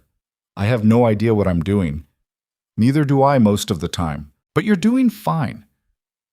They sat in comfortable silence, watching Emma successfully convince the other kid that velociraptors were actually quite small and that Argentinosaurus was way bigger. The kid seemed genuinely interested rather than defensive. She used your advice, Daniel said. She's a good kid, smart enough to know when someone's right, even if it wasn't her first instinct. Oh, wonder where she gets that. Molen looked at him. You think I'm smart enough to know when I'm wrong? I think you're learning. High praise from Daniel Brooks. I'm serious. 6 weeks ago, you would have doubled down rather than admit you were scared. Now you're sitting in a park on Sunday morning meeting my kid because you decided to try something terrifying. Molen leaned against his shoulder. I'm still terrified. Yeah, but you're here anyway. Emma came running back. It worked! He said sorry and asked if I wanted to see his bug collection sometime. See, Molen said, being kind pays off. Emma looked at her seriously. You're right. I'm going to use that strategy more. Then, without preamble, are you going to marry my dad? Daniel choked on nothing. Emma! What? Mrs. Chen says people who date seriously should know their intentions. Mrs. Chen needs to mind her own business, Daniel said through gritted teeth. Molen, to her credit, didn't panic. That's a fair question. Right now your dad and I are figuring out if we work well together. Marriage is a big step that comes after you know someone really well. How long does that take? Depends on the people. Mrs. Chen says you know within 3 months. Mrs. Chen has a lot of opinions, Daniel muttered. Emma turned to him. Do you love her? The question hung in the cold air. Daniel opened his mouth, closed it, looked at Molen, who was very carefully not looking at him. I care about her very much, Keen, Daniel said finally. That's a politician answer. Where are you learning this stuff? Mrs. Chen watches a lot of news. Emma looked between them. You should probably figure that out. The love thing. Because otherwise, what's the point? She ran off again, leaving Daniel and Molen sitting in stunned silence. I'm sorry, Daniel said. She's honest, Molen finished. It's fine, she's not wrong. We've known each other 6 weeks. I know. It's too soon to... I know. Molen stood up. But she's asking the right question. What is the point? You left your job. We're dealing with all this scrutiny. For what? Daniel stood too. For a chance. A chance at what? At something real. At not being lonely. At figuring out if 2 people who are both terrible at this can somehow make it work. Molen smiled sadly. That's not very romantic. I'm not a romantic person. Neither am I. They stared at each other. Emma was climbing the monkey bars, occasionally glancing over to check if they were still there. I don't love easily, Molen said quietly. I don't know if I even know how anymore. Every relationship I've had has ended because I chose work, because I couldn't figure out how to let someone matter as much as my career. So don't make me matter as much. Make me matter differently. What does that mean? Daniel thought about it. It means work is important. Your career is important. I'm not asking you to become someone who doesn't care about that, but maybe you make room for this too. Not instead of work, alongside it. Can people actually do that? I don't know, but we could try. Emma called from the monkey bars. Dad, watch this. She swung across, landed, raised her arms in triumph. Daniel applauded. Molen did too. She's testing us, Molen said. What do you mean? All morning. The direct questions, the observations, running off so we have to talk. She's trying to figure out if I'm good enough for you. Daniel hadn't thought about it that way, but Molen was probably right. Emma was doing exactly what he'd do in her position, gathering data, testing responses, making assessments. And then, he asked, do you think you passed? I have no idea. Your daughter is harder to read than most board members I've negotiated with. She likes you. How do you know? Because she's still here. If she didn't like you, she would have asked to leave an hour ago. They stayed at the park until Emma got hungry, found a diner nearby that served breakfast all day. Emma ordered pancakes and proceeded to interview Molen with the thoroughness of a prosecutor. What's your job? Emma asked. I run a company that manages investments. What's an investment? When people give you money hoping you'll turn it into more money. That sounds like gambling. Molen laughed. Sometimes it is. Do you like your job? Most days. What about the other days? The other days, I wonder if I should have done something different with my life. Daniel watched Emma process this, saw her weigh whether it was an acceptable answer. Apparently it was, because she moved on. Do you want kids? Emma, Daniel warned. What? It's important. Molen set down her coffee. I never thought I did. I always assumed I was too focused on work to be a good parent. But lately I've been wondering if I just told myself that because it was easier than admitting I was scared. Scared of what? Of messing it up. Of being like my parents, loving but distant. Always halfway somewhere else even when they were right there. Emma nodded like this made perfect sense. Mrs. Chen says, if you mention Mrs. Chen one more time, Daniel said, we're finding you a new babysitter. Emma grinned. You wouldn't. She makes the best dumplings. They finished breakfast, walked back to the car. Emma fell asleep in the back seat on the drive home, exhausted from the morning's activities and interrogations. She likes you, Daniel said quietly. You said that already. I mean it. She wouldn't have asked all those questions if she didn't care. Molen looked back at Emma's sleeping form. She's wonderful, Daniel. You've done an incredible job with her. Most days I feel like I'm making it up as I go. That's probably what good parenting looks like. They pulled up to Daniel's apartment. Emma woke up enough to stumble inside and collapse on the couch. Daniel covered her with a blanket. Molen stood in the doorway, looking uncertain. Stay, Daniel said, for a while. I should go. You two need... Please. Molen nodded, came inside. Sat at the kitchen table while Daniel made coffee they didn't really need but gave them something to do with their hands. Today was good, Molen said. Terrifying but good. Yeah, your 2 weeks are up Friday. I know. And then what? Daniel set the coffee down. Then I find a new job. We figure out what this looks like without work complicating it.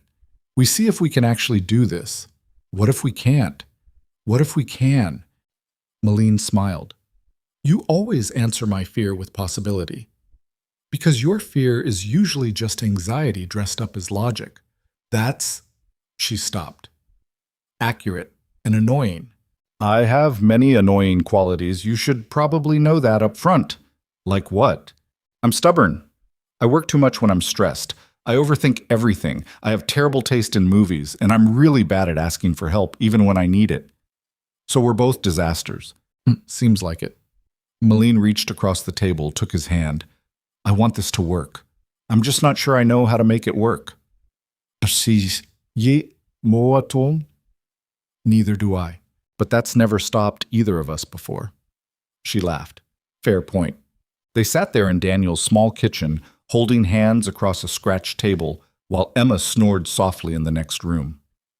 It wasn't romantic. It wasn't perfect. But it was real.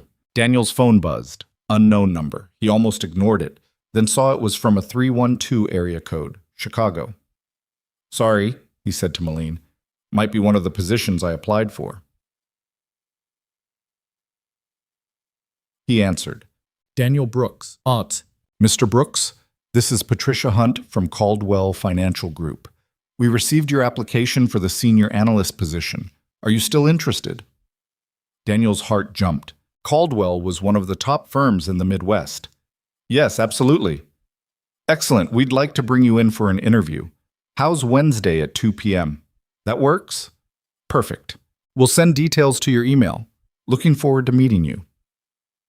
The line went dead. Daniel set his phone down slowly. What was that, Molen? Molen asked. Interview, Wednesday, with Caldwell Financial. That's good, right? That's really good. They're a major firm. If I got this... He stopped. It would solve a lot of problems. Then we hope you get it. Daniel looked at her. We? Of course we. You think I want you stressed about money while we're trying to figure this out? I thought you were staying out of the job search. I am, but I'm allowed to hope you succeed. She squeezed his hand. I'm rooting for you, Daniel. Always. Wednesday came fast. Daniel dropped Emma at school, drove to Caldwell's downtown offices, and spent 90 minutes answering questions from 3 different executives who seemed genuinely impressed by his background.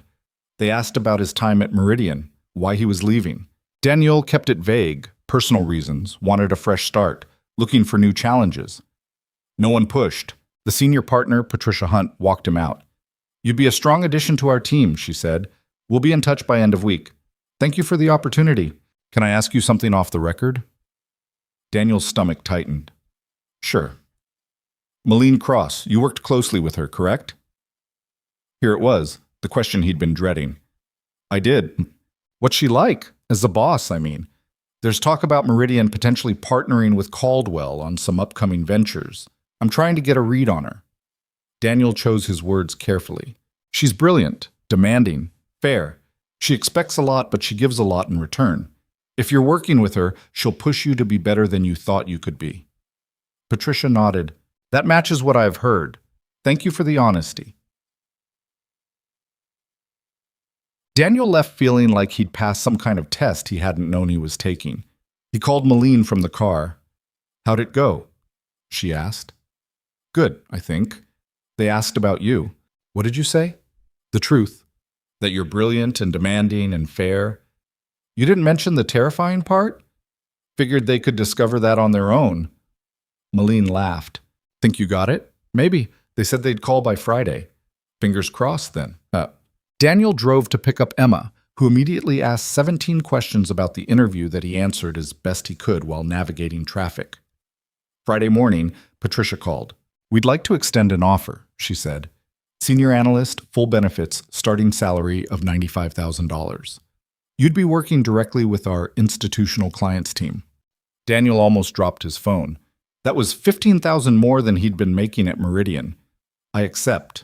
"Excellent. We'll send over paperwork. Can you start in 2 weeks?" "Absolutely." He hung up and immediately called Molen. "I got it," she screamed. Actually screamed loud enough that Daniel had to pull the phone away from his ear. "Daniel, that's incredible. I know. We should celebrate. Dinner tonight? Somewhere nice?" "Can Emma come?" "Of course Emma can come. This affects her too." "Huck, yes." They met at an Italian place near Daniel's apartment. Emma wore her favorite dress, purple with dinosaur pins on the collar.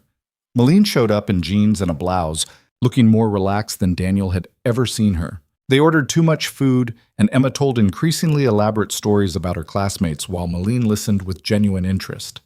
At one point, Emma knocked over her water glass and looked terrified, but Molen just flagged down the waiter for more napkins and told Emma about the time she'd spilled an entire cup of coffee on a client during a major presentation. "What did you do?" Emma asked. Pretended it didn't happen and kept talking.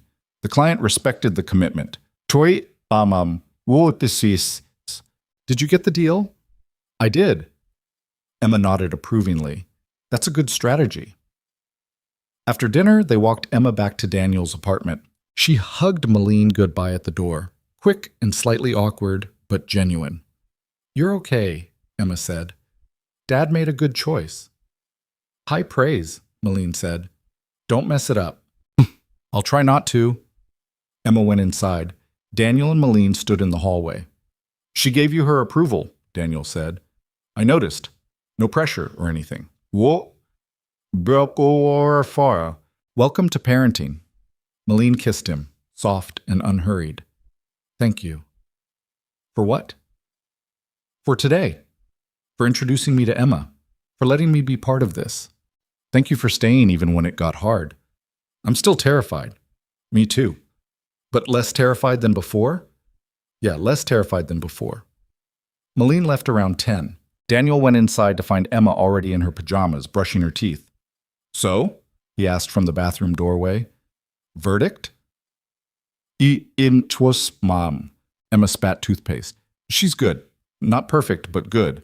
"Nobody's perfect, Em." "I know. That's why I said good." She rinsed her mouth. "Mrs. Chen was asking about her." "Of course she was." "I told her Molen was nice and smart and probably wouldn't break your heart." "Probably?" "I can't make promises on other people's behalf, Dad. That's irresponsible." Daniel had no response to that. He tucked Emma into bed, read her 2 chapters of her current book, and turned out the light. "Dad?" Emma's voice came from the darkness. "Yeah?" "I'm glad you're happy, even if things are changing."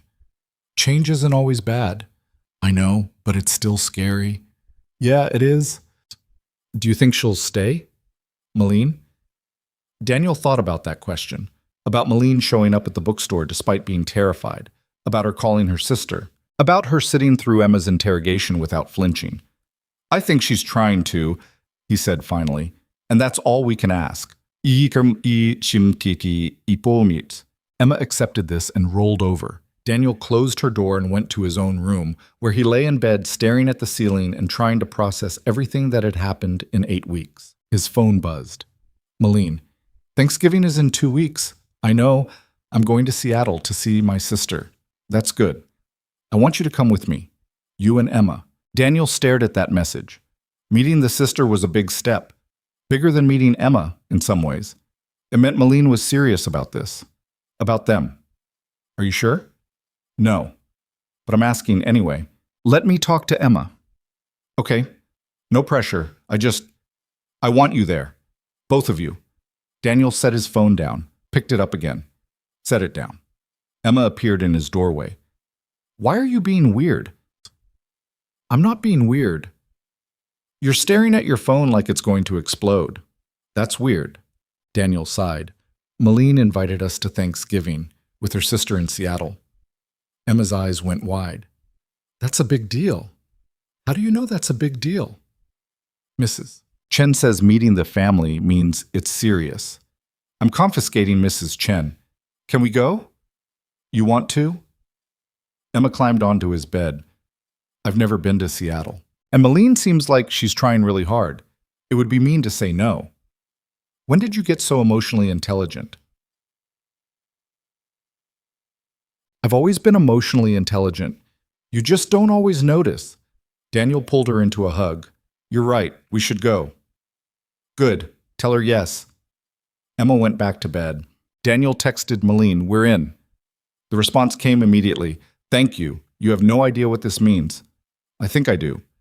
My sister's going to interrogate you worse than Emma did to me. Looking forward to it. Liar. Daniel smiled. Maybe a little. He fell asleep feeling like maybe, just maybe, they were figuring this out. The next 2 weeks were a blur of paperwork for his new job, planning for Seattle, and navigating the final days at Meridian. His last day came on a Tuesday. People he'd worked with for 3 years suddenly acted like they didn't know what to say to him. Kevin from accounting avoided him entirely. Lucas took him for drinks after work. You're doing the right thing, Lucas said. You sure about that? No, but you're doing it anyway, which counts for something. Profound. I have my moments. Lucas raised his glass. To new beginnings and not completely screwing them up. I'll drink to that. They flew to Seattle on Wednesday afternoon. Emma pressed her face against the airplane window the entire flight, watching clouds and asking questions about aerodynamics that Daniel mostly couldn't answer. Molen met them at the airport. She looked nervous in a way Daniel had never seen before. Jittery, checking her phone constantly, adjusting her jacket. You okay? He asked. My sister hasn't seen me in person in 8 months. The last time we talked, I missed her daughter's birthday because of a merger. So this time you show up. What if she doesn't believe I've changed? Then you prove it by showing up again next time, and the time after that. They took a cab to Molen's sister's house in a neighborhood full of craftsman homes and tall trees. Sarah Cross Brennan answered the door holding a toddler who immediately reached for Molen. Aunt Mel! Molen took her niece looking stunned. She remembers me? Kids remember more than you think, Sarah said. Then she looked at Daniel and Emma. You must be Daniel. And Emma. Nice to meet you, Daniel said. Sarah studied him for a long moment. Then she smiled, tentative but genuine. Come in. Fair warning, my husband's making his famous stuffing and the house smells like sage and chaos. They spent Thanksgiving in organized disorder. Emma helped Sarah's husband prep vegetables while firing questions about Seattle weather patterns. Molen's niece refused to let Molen put her down for the first hour. Sarah and Daniel ended up in the kitchen together while Molen took the kids to the living room. So, Sarah said, you're the guy. I'm the guy. The one who convinced my sister that life exists outside conference rooms. I don't know if convinced is the right word. Sarah looked through the doorway where Molen was building block towers with both kids, laughing when they crashed. She looks different, lighter somehow. She's trying. I can see that. Sarah turned back to him. Don't hurt her. She pretends she's tough, but she's not. Not really. I know, and if she hurts you, tell her. She's terrible at reading signals unless you're direct. I've noticed. Good. Sarah handed him a knife and pointed at carrots. Make yourself useful. Dinner was loud and chaotic, and nothing like the formal affairs Daniel associated with holidays. Emma talked dinosaurs with Sarah's husband, who turned out to be a high school science teacher. Molen's niece insisted on sitting in Molen's lap. Sarah told embarrassing stories about Molen in college that made Molen turn red. After dinner, when the kids were watching a movie and the adults were collapsed around the table with wine, Sarah looked at her sister. I'm glad you came. Me too, Shao. Are you going to keep coming, or is this a one-time thing? Molen glanced at Daniel. I'm going to keep coming, I promise. You've said that before. I know, but this time I mean it. Sarah studied her sister. What's different? Molen looked at Daniel and Emma in the living room, Emma explaining something from the movie to Molen's niece with serious hand gestures. I finally figured out what I was afraid of, and decided it wasn't worse than being alone. Sarah's eyes got bright. She reached across the table and squeezed Molen's hand. Good, because I missed you. I missed you too. They stayed in Seattle through the weekend, showed Emma the Space Needle and Pike Place Market. Molen and Sarah went for coffee alone one morning while Daniel took the kids to the aquarium. When they got back, Molen looked like she'd been crying, but in a good way. Everything okay? Daniel asked. Yeah, we talked. Really talked. For the first time in years. She kissed him. Thank you for pushing me to come here. Any time. They flew home Sunday evening. Emma fell asleep on the plane. Molen leaned against Daniel's shoulder. I start the new job tomorrow, he said quietly. Nervous? Terrified. You'll be great. You don't know that. I do, because you're good at what you do, and you don't need me or anyone else to validate that. Daniel kissed the top of her head. When did you get so wise? About 5 minutes ago, still figuring it out. They landed in Chicago just before midnight. Daniel dropped Molen at her apartment before taking Emma home. She stood at her car looking uncertain. See you this week? She asked. Yeah, Tuesday night, after Emma's asleep. It's a date. She drove away. Daniel carried a sleeping Emma upstairs, tucked her into bed, and collapsed on his couch. His phone buzzed. Molen, thank you for this weekend, for everything. Thank you for letting us be part of it. I'm falling for you. I thought you should know. Daniel stared at that message for a long time. Then he typed, I'm falling for you too. That's terrifying. Yeah, but good terrifying. Is there such a thing? We're about to find out. He fell asleep on his couch with his phone on his chest, thinking that maybe Emma and Mrs. Chen had been right all along. You really did know within 3 months. Not everything, but enough. Enough to try. Enough to risk it. Enough to see where this thing went, even though neither of them had any idea how to make it work. Monday morning, Daniel started his new job at Caldwell Financial. The office was bigger, the expectations higher, the work more demanding than anything he'd done at Meridian. He loved it. His new boss, Patricia, gave him 3 major accounts within the first week, trusted him with clients who had millions on the line. The work was hard but clean. No office politics, no whispers about favoritism, just performance and results. 2 weeks in, he got his first paycheck. The number still made him blink. He texted Molen a photo of the direct deposit notification. Told you, she sent back. Told me what? That you'd land on your feet. I had doubts. I didn't. Daniel smiled at his phone. Then he forwarded half the difference between his old salary and new salary into Emma's college fund. Things weren't perfect. Molen still worked too much. Daniel still struggled with asking for help. They had their first real fight 3 weeks into his new job when Molen canceled dinner plans last minute for a client emergency. This is exactly what I was afraid of, Daniel said when she finally called at 10 p.m. I know, and I'm sorry, but this client... There's always a client, Molen. There's always something more important. That's not fair, isn't it? Because from where I'm standing, it looks like the same pattern. Work first, everything else second. Silence on the line. Then, You're right. Daniel hadn't expected that. What? You're right. I'm doing exactly what I always do, letting work consume everything because it's easier than being vulnerable. Her voice cracked. I'm sorry. I'm trying, but I don't know how to change patterns I've spent 30 years building. So we figure it out together. But Molen, I need you to actually try. Not just say you will. I know. I will. I promise. They hung up. Daniel sat at his kitchen table feeling exhausted and wondering if they were going to make it. His phone buzzed. Molen, I'm outside your building. What? Buzz me up. Daniel went to the intercom, buzzed her in, opened his door. Molen appeared 2 minutes later, still in her work clothes, looking wrecked. I left, she said. I told the client I had a personal emergency, and I left. Molen, no. Listen, you were right. I keep choosing work because it's safe and predictable, and I know how to succeed at it. But I can't keep doing that if I want this to work. So I'm here, choosing you, even though it scares me.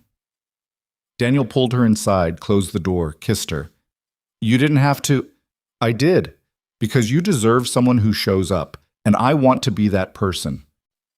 They stood in his hallway, holding each other while the building settled around them. I'm still going to mess up, Molen whispered. I know, so will I. But we'll try. Yeah, we'll try. And they did. The trying wasn't smooth. Molen showed up when she said she would, mostly, but there were nights when she'd arrive 2 hours late with apologies that sounded rehearsed. Daniel pushed back, gently at first, then less gently when the pattern repeated. You can't keep doing this, he said one Thursday night after she'd missed dinner for the 3rd time in 2 weeks. Emma had already gone to bed disappointed. I know. The board meeting ran over and there's always something, Molen. Always an excuse that sounds legitimate because it is legitimate. But at some point you have to decide what actually matters. She set her bag down. That's not fair. You know how demanding my job is. And you know I have a daughter who's starting to wonder if you actually want to be here. That stopped Molen cold. She said that? Not in those words. But she asked me tonight if maybe you were too busy for us. And I didn't know what to tell her. Molen sank onto his couch. I'm screwing this up. Yeah, you are. So what do I do? Daniel sat beside her. You make a choice. Not once. Every day. You choose to show up even when work is pulling you away. You choose to disappoint your board sometimes instead of disappointing Emma. You choose us. I'm trying. Try harder. The bluntness of it seemed to hit Molen like cold water. She looked at him with something between hurt and understanding. You're right, she said finally. I keep treating this like something I can fit into my schedule instead of something I have to build my schedule around. So change it. It's not that simple. She stopped herself. No, that's the excuse. It is that simple. It's just hard. Most worthwhile things are. Molen nodded slowly. Then she pulled out her phone and started typing. What are you doing? Daniel asked. Emailing my assistant, blocking off Thursday nights. No meetings, no calls, no emergencies, unless someone's actually dying. She looked up at him. That's Emma's night, right? When you usually do homework and dinner together? Usually. Then I want to be here for it, if that's okay with you. Daniel felt something tight in his chest loosen. Yeah, that's okay. And Saturday mornings, I want those too. The bookstore mornings. Molen, I mean it. I've been treating this relationship like a side project, but that's not what it is. That's not what I want it to be. She set her phone down. I'm bad at this, at making room for people, but I want to learn. Okay. Yeah, okay.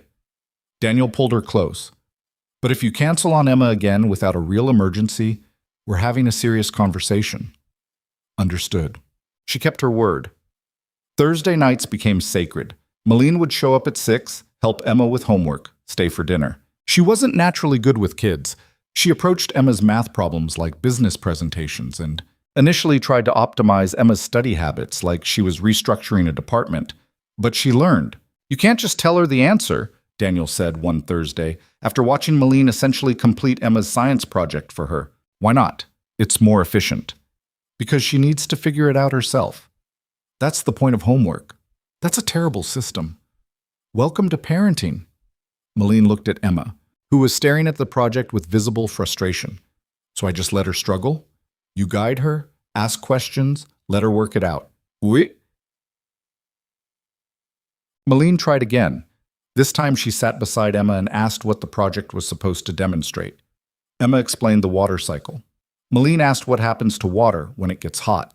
Emma thought about it, then grabbed her pencil and started drawing. See? Daniel said quietly. That took 20 minutes longer than if I'd just done it. But she learned something. Molen watched Emma work, something shifting in her expression. This is harder than running a company. Most things are harder than running a company. Kids just make it obvious. Saturday mornings became their routine. The three of them would go to the bookstore, then breakfast, then whatever Emma wanted to do. Sometimes the Natural History Museum, sometimes the park. Once, memorably, to a dinosaur-themed mini golf course where Molen got absurdly competitive and Emma had to remind her it was supposed to be fun. I am having fun, Molen protested. You just yelled in the windmill. It's poorly designed. The angles are all wrong. Emma looked at Daniel. Is she always like this? Pretty much. Okay, just checking. They developed patterns, small rituals that felt significant. Molen started keeping a toothbrush at Daniel's apartment. Daniel learned how Molen took her coffee and had it ready when she arrived Thursday nights. Emma made Molen a drawing of a CEO fighting a T-Rex that Molen framed and put in her office. Your colleagues must think that's weird, Daniel said when she showed him a photo. Let them. It makes me happy. But happiness didn't mean easy. They fought about money when Molen tried to pay for a summer camp Emma wanted to attend. Fought about boundaries when Daniel felt like Molen was trying to parent instead of support. Fought about the future when Daniel asked where this was heading, and Molen said she didn't know yet. What do you mean you don't know, Daniel asked. They were at her apartment, late on a Tuesday night, both exhausted from long days. I mean, I've never thought past the next quarter. I don't know how to plan a future that isn't about business metrics and growth projections. So learn. It's not that simple. Molen caught herself. No, I'm doing it again, making excuses. Yeah, you are. I'm scared, Daniel, of committing to something I might fail at, of building a life with you and Emma and then screwing it up because I don't know how to not put work first.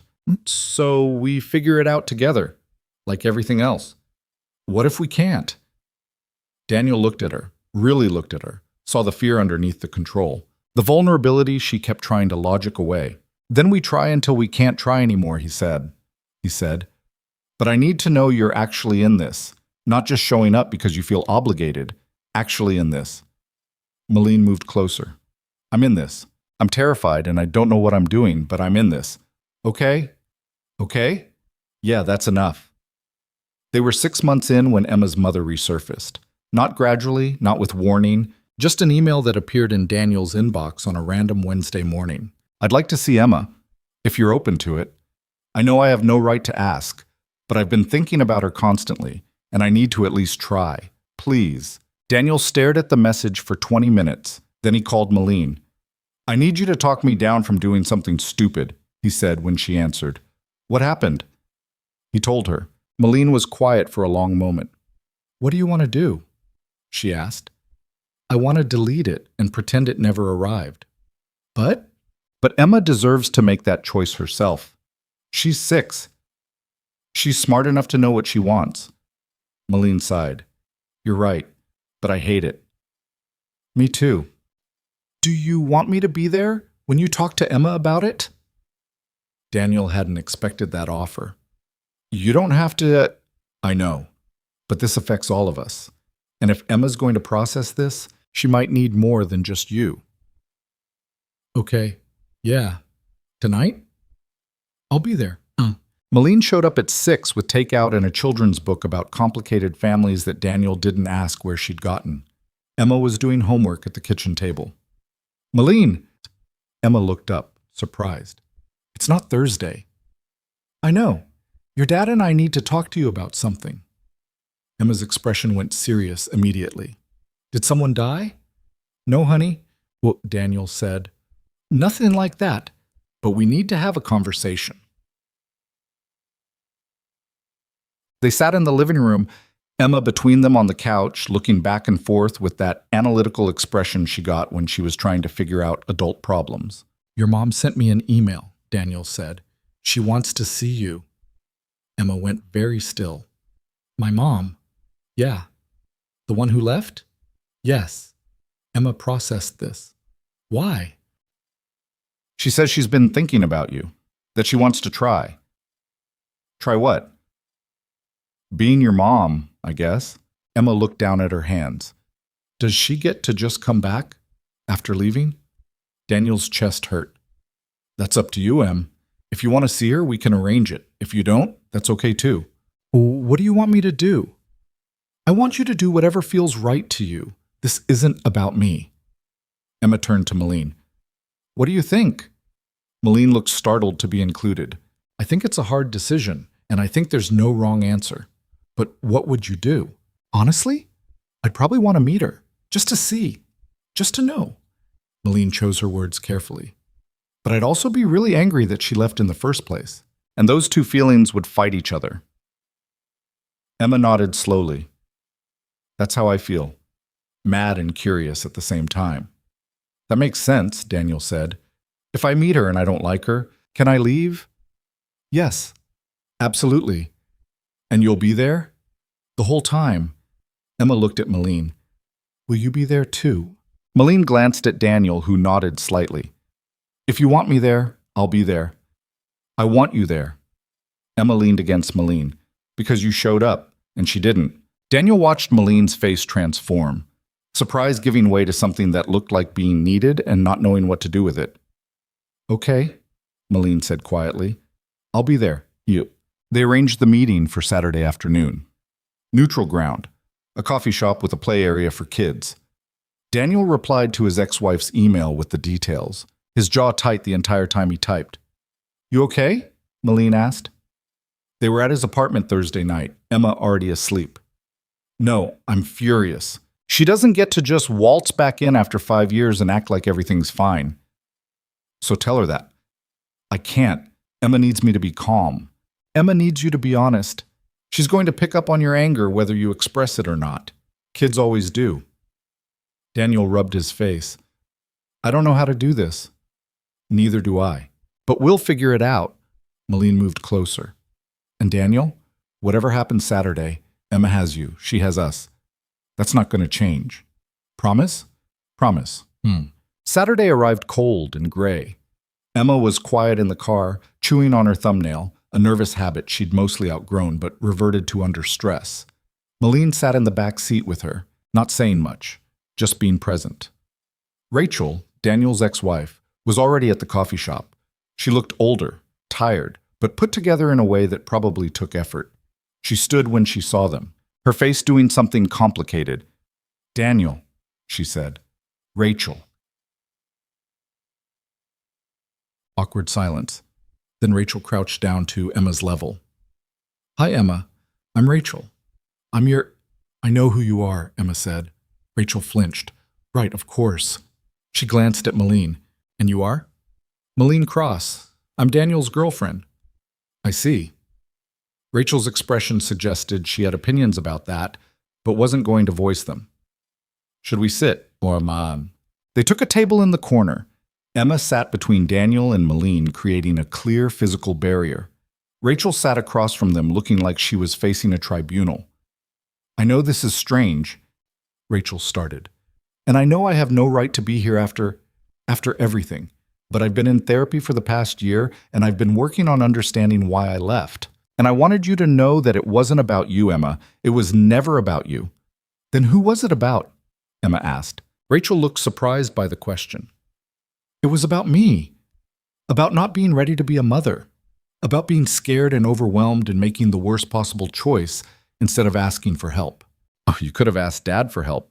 "I know, I should have, but I was too proud and too ashamed, and by the time I realized how badly I'd messed up, so much time had passed that I didn't know how to fix it." Emma studied her mother with that analytical expression. "Why now?" Because I woke up one day and realized my daughter was 6 years old and I didn't know anything about her, and that was unbearable. It was probably unbearable for Dad, too. When you left... Oh, Rachel's eyes got bright. You're right, it was, and I'm sorry for that, for all of it. Emma looked at Daniel. He nodded slightly, permission to say whatever she needed to say. I don't know if I want you to be my mom, Emma said. I have a dad who takes care of me, and Molen who shows up even though she doesn't have to, and Mrs. Chen who makes dumplings. I don't need another person. I understand, Rachel said quietly. But maybe I want to know you, like as a person, not as my mom, just as Rachel. Rachel wiped her eyes. I would like that. Okay, but if you leave again, I'm not giving you another chance. One chance is all you get. That's fair. They spent an hour at the coffee shop. Rachel asked Emma about school and dinosaurs and what she wanted to be when she grew up. Emma answered carefully, not warm but not completely closed off either. Daniel watched the whole thing with his jaw clenched, Molen's hand steady on his knee under the table. When it was over, Rachel asked if she could see Emma again. Maybe in 2 weeks. Emma said maybe and that she'd think about it. In the car afterward, Emma was quiet. You did really well, Em, Daniel said. She seemed sad. She probably is. Good. She should be sad. She made you sad for a long time. Daniel glanced in the rearview mirror. Emma was staring out the window. Do you want to see her again? He asked. I don't know yet. Is that okay? That's completely okay. Molen? Emma said. Yeah? Thank you for being there. It was easier with you there. Molen's voice was thick when she answered. Anytime, kiddo. They drove home in silence. That night, after Emma was asleep, Daniel and Molen sat on his balcony with wine neither of them was drinking. That was brutal, Molen said. Yeah. Emma handled it better than I would have. She's stronger than both of us. Molen smiled slightly. Probably. She paused. Did it bother you that Emma wanted me there? No. Should it have? I don't know. I thought maybe you'd want it to just be the two of you, your family. Daniel looked at her. You are family, Molen. Maybe not in the traditional way, but you're here. You show up. That makes you family. I've never been anyone's family before. Not like this. How does it feel? Terrifying. And good. Mostly terrifying. Welcome to the club. They sat in comfortable silence. Then Molen said, I've been thinking about something. What? About us. About where this is going. She set her wine down. I want to know if you can see a future with me. Not just dating, actually building a life together. Daniel's heart picked up. Are you asking what I think you're asking? I don't know. Maybe. I'm not good at this part. The relationship part or the commitment part? Him. Both. Molen turned to face him. But I know I want to try. With you and Emma. I want to figure out how to be a person who can have both, the career and the family. And I want to do that with you. That's not a small thing. I know. But I'm tired of being scared. I'm tired of planning exit strategies before I've even committed. She took his hand. So I'm asking, can you see a future with me? Daniel thought about the past 6 months, the fights and the makeups, Molen learning to show up, Emma slowly accepting her, the way it felt when they were all together, messy and imperfect and real. Yeah, he said, I can see a future with you. Even though I'm difficult and work too much and don't know how to be soft, especially because of those things, because you're trying anyway. Molen kissed him, slow and certain. When they pulled apart, she was smiling. I'm not proposing, she said. Not yet, but I wanted you to know that's where I'm headed. Good to know. Are you okay with that? With you eventually proposing? Yeah, I'm okay with that. I might mess it up. You definitely will. And you'll still say yes? Probably. Molen laughed. That's not exactly romantic. Neither are we, but we work anyway. They stayed on the balcony until the cold drove them inside. Daniel fell asleep that night with Molen beside him, thinking about futures and commitments and how sometimes the scariest thing was also the right thing. The next few months were steady. Not perfect, but steady. Emma saw Rachel twice more, each time a bit less guarded but still careful. Molen continued showing up for Thursday nights and Saturday mornings. Daniel's job at Caldwell was going well enough that they'd mentioned promotion possibilities. Then Diana Voss called. Daniel was at his desk when his phone rang, an unknown number he almost didn't answer. Daniel Brooks? A woman's voice, professional, vaguely familiar. Speaking. This is Diana Voss, from Meridian Capital. Do you have a minute? Daniel's stomach dropped. He hadn't spoken to Diana since he'd left, had actively avoided her at the one industry event they'd both attended. I have a minute. I'm calling because I'm launching a new venture, an investment firm focused on mid-market acquisitions, and I need someone who understands both the financial modeling and the human element, someone who can read people as well as they read balance sheets. Okay, Daniel said slowly. I want you to be my partner. Equal equity stake, full decision-making authority, competitive salary. You'd be building this from the ground up. Daniel's mind raced. Why me? Because you walked away from Meridian to protect your relationship. That takes integrity. And because Molen Cross speaks very highly of you, which means something coming from her. You've talked to Molen? We've stayed in touch. Professional courtesy. Diana paused. Look, I know I have a reputation for being difficult. It's earned, but I also know talent when I see it, and I see it in you. I need to think about it. Take a week. But Daniel, this is a real opportunity, the kind that doesn't come around twice. She hung up. Daniel stared at his phone. That night, he told Molen about the call. She went very still. Diana offered you a partnership? Yes. That's huge. I know. Are you going to take it?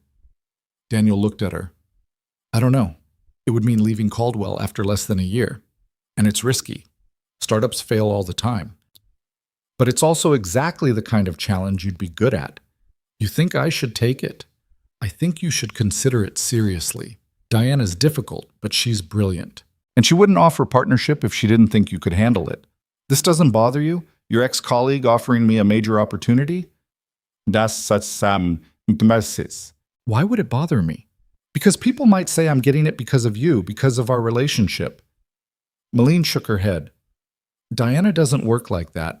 If she's offering, it's because she thinks you're worth it. What anyone else thinks doesn't matter. Easy for you to say. No, it's not. But I've spent enough time worrying about what people think. I'm done with that. She moved closer. This is your decision, Daniel, not mine. But whatever you decide, I support it. Make it. Daniel pulled her close. What did I do to deserve you? Fix my dating profile. Best decision I ever made. He took the weekend to think about it. Talked it through with Lucas, who said he'd be crazy not to take it. Asked Emma what she thought, and she said it sounded cool, but would he still have time for Thursday nights? Talked to Patricia at Caldwell, who was disappointed but understanding. Monday morning, he called Diana back. I'm in, he said, but I have conditions. Name them. No working Thursdays after 6. That's my daughter's time. And I need flexibility for family emergencies. Non-negotiable. Diana was quiet for a moment. Done. Anything else? Just one. If this goes south, we agree up front to handle it professionally. No burning bridges. Agreed. Welcome aboard, partner. They shook hands that afternoon in Diana's temporary office, a corner of a co-working space that smelled like coffee and ambition. Diana was exactly as Daniel remembered. Sharp, focused, completely uninterested in small talk. We launch in 3 months, she said. That gives us time to build out the infrastructure, line up initial capital, and identify first targets. What's our focus? Mid-market manufacturing. Companies doing 10 to 50 million annually that are undervalued because management doesn't understand their own potential. Diana pulled up a presentation. We come in, restructure, professionalize, and either hold or sell at a significant multiple. Private equity. With a conscience. We're not stripping companies for parts. We're building them up. Daniel studied the projections. They were aggressive but achievable. This could actually work. It will work, because we're not going to half-ass it. They spent the next 3 months in constant motion. Daniel worked his notice at Caldwell while helping Diana build the new firm.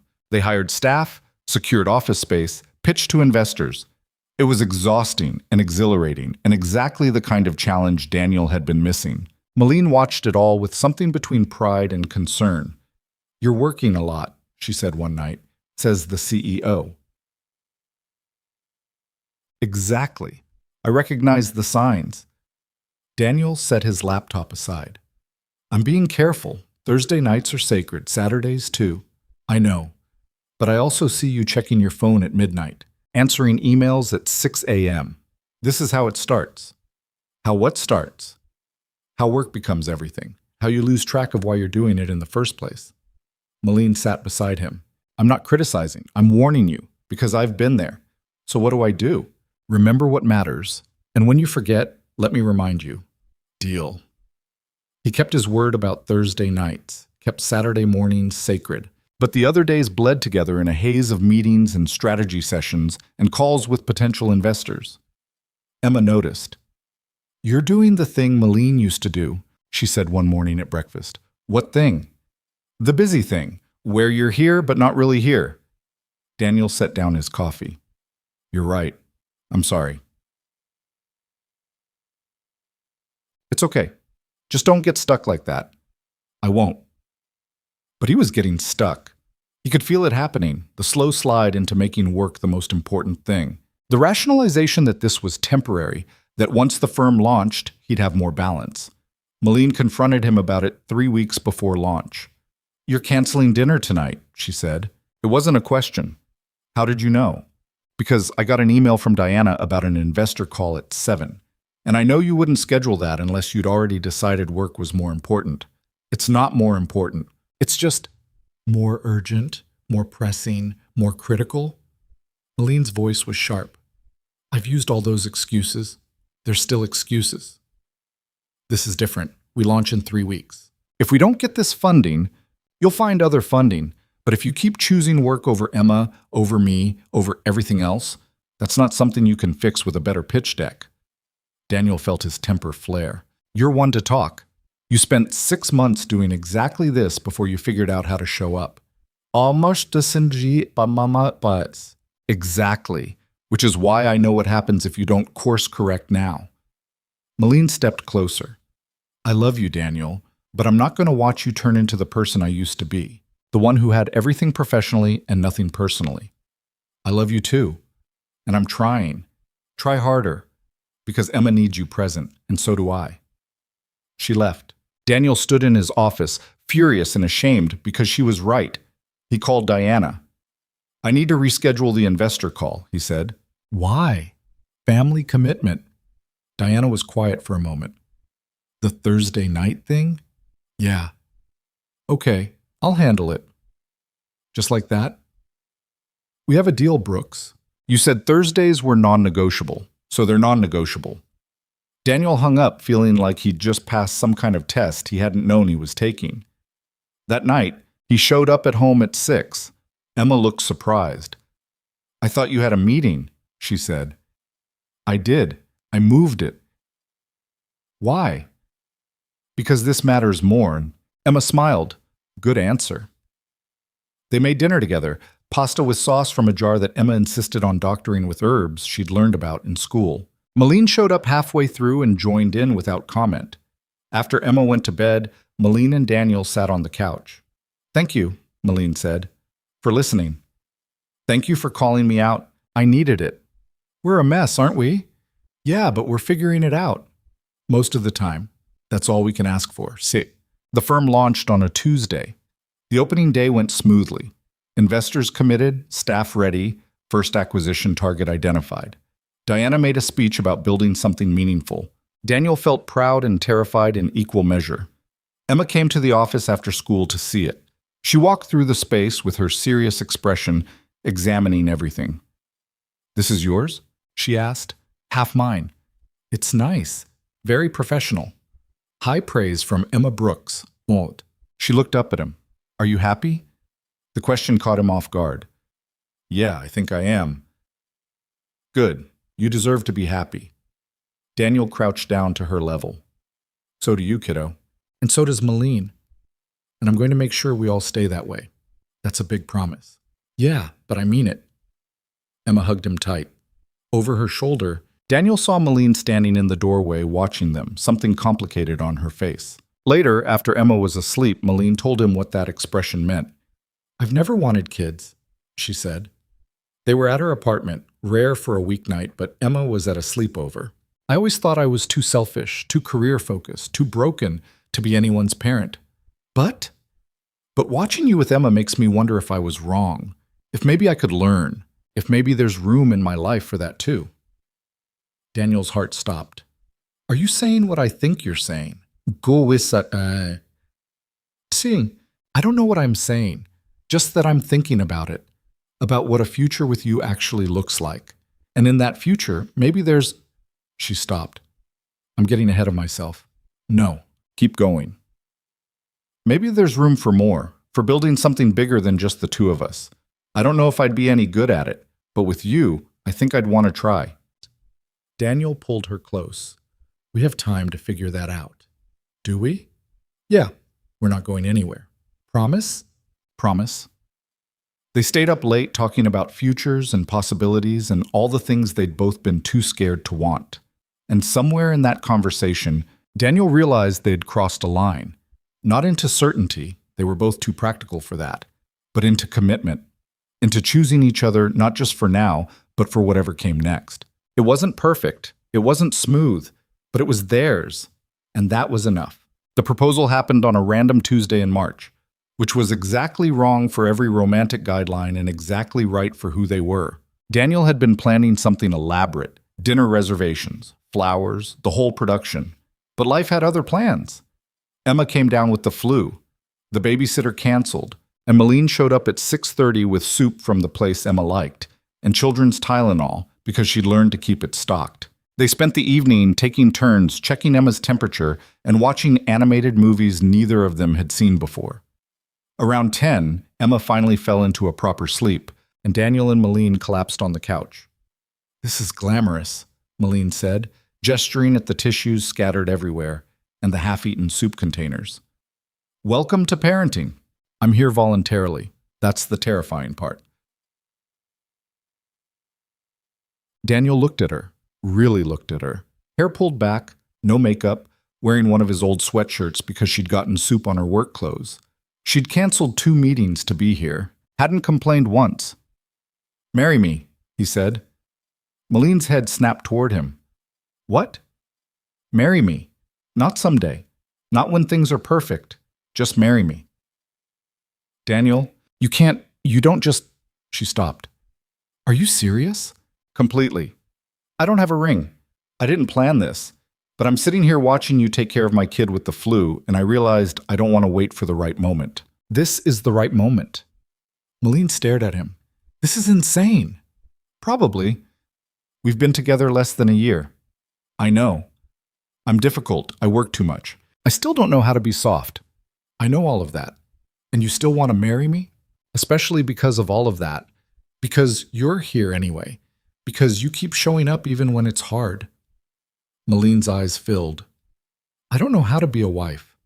Neither of us knows how to do this, but we figure it out together, like everything else. She laughed wetly. This is the worst proposal I've ever heard of. Is that a no? Well, that's a... She stopped, looked at him, looked toward Emma's room where their daughter, because Emma had become theirs somewhere along the way, was sleeping off a fever. Looked back at Daniel. That's a yes, but I'm buying the ring because you clearly can't be trusted with romantic gestures. Daniel kissed her. Tasted salt from tears neither of them was willing to acknowledge. When they pulled apart, Molen was smiling. We're actually doing this, she said. Yeah, we are. Emma's going to have opinions. Emma has opinions about everything. They told her the next morning when her fever broke. Emma was eating toast and watching cartoons when Daniel sat down beside her. Hey, Em, Molen and I need to tell you something. Emma muted the TV. Is it bad? No, it's good. At least we think it's good. Just tell me. Molen sat on Emma's other side. Your dad asked me to marry him last night, and I said yes. Emma looked between them. Like, actually marry? With a wedding and everything? Yeah, Mos, Daniel said, if that's okay with you. Why wouldn't it be okay? Because it changes things. Molen would be part of our family officially. She'd move in here or we'd find a new place together. It's a big adjustment. Emma considered this with her usual seriousness. Would she still do Thursday nights? Yes, Molen said. And Saturday mornings? Always. And if you get married, does that make you my mom? The question hung in the air. Molen looked at Daniel, who nodded slightly. Your call. I'd like to be, Molen said carefully, but only if you want me to be. Rachel is your birth mother. That doesn't change. But if you want me to be another kind of mom, the kind who's here for homework and sick days and Saturday bookstores, I'd like that very much. Emma thought about it. Can I have 2 moms? Yeah, kiddo. You can have 2 moms. Okay. Then, yes. Emma unmuted the TV like the matter was settled, then paused. Wait, do I get to be in the wedding? Obviously, Molen said. We're going to need someone to keep us organized. Emma beamed. I'm really good at organizing. We know. The wedding planning was predictably chaotic. Molen wanted something small and efficient. Daniel wanted something meaningful. Emma wanted Dinosaurs Incorporated somehow. They compromised on a ceremony in the bookstore where it all started, with a reception at a restaurant nearby. And Emma got to wear a dress with a subtle T-Rex pattern that made the other guests do double takes. Molen's sister Sarah flew in early to help. She and Molen spent hours arguing about flowers and seating arrangements, making up for years of distance through the medium of wedding logistics. You're really doing this, Sarah said one afternoon while they were addressing invitations. I'm really doing this. How does it feel? Terrifying. And right. Molen set down her pen. I never thought I'd want this. Marriage, family, the whole thing. I thought it wasn't for me. What changed? I met someone stubborn enough to push back when I tried to run, and a kid who decided I was worth keeping around even when I didn't know what I was doing. Sarah smiled. I'm proud of you, Mel. For getting married? For letting yourself be happy. Oh. The comment hit harder than Molen expected. She'd spent 30 years building walls, convinced that happiness was something other people got to have. People who weren't driven, who didn't want too much, who knew how to be content with ordinary lives. But Daniel and Emma had taught her that happiness wasn't about settling. It was about finding people who made the extraordinary feel ordinary, who turned Tuesday evenings on the couch into the best part of your week, who made you want to be better, not because they demanded it, but because they believed you already were. Rachel showed up to the wedding. Daniel had sent her an invitation mostly as a courtesy, not expecting her to come.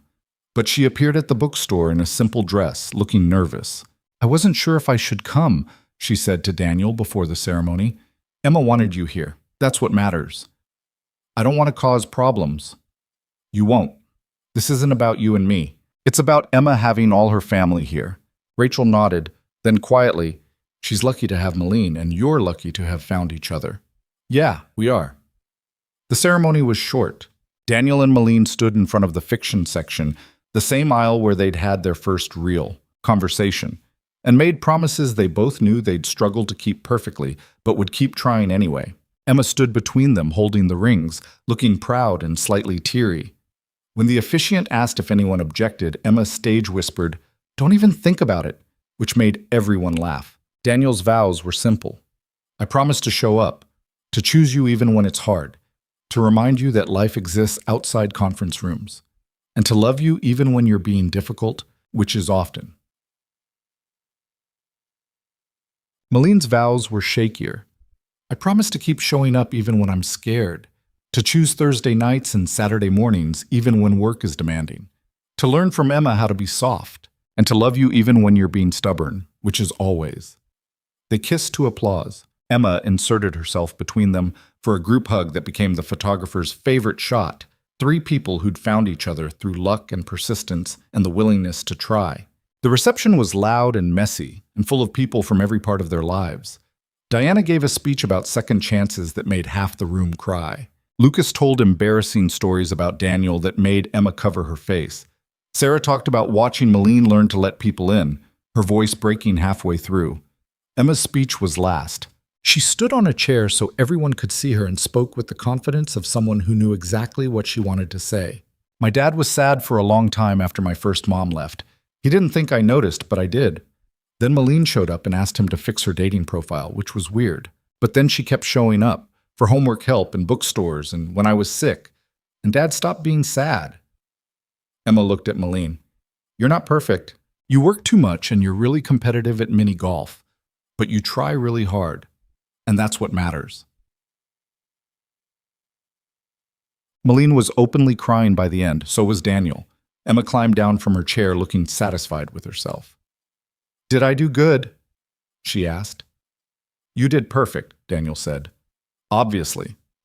They danced until Emma fell asleep on a chair in the corner, exhausted from excitement and sugar.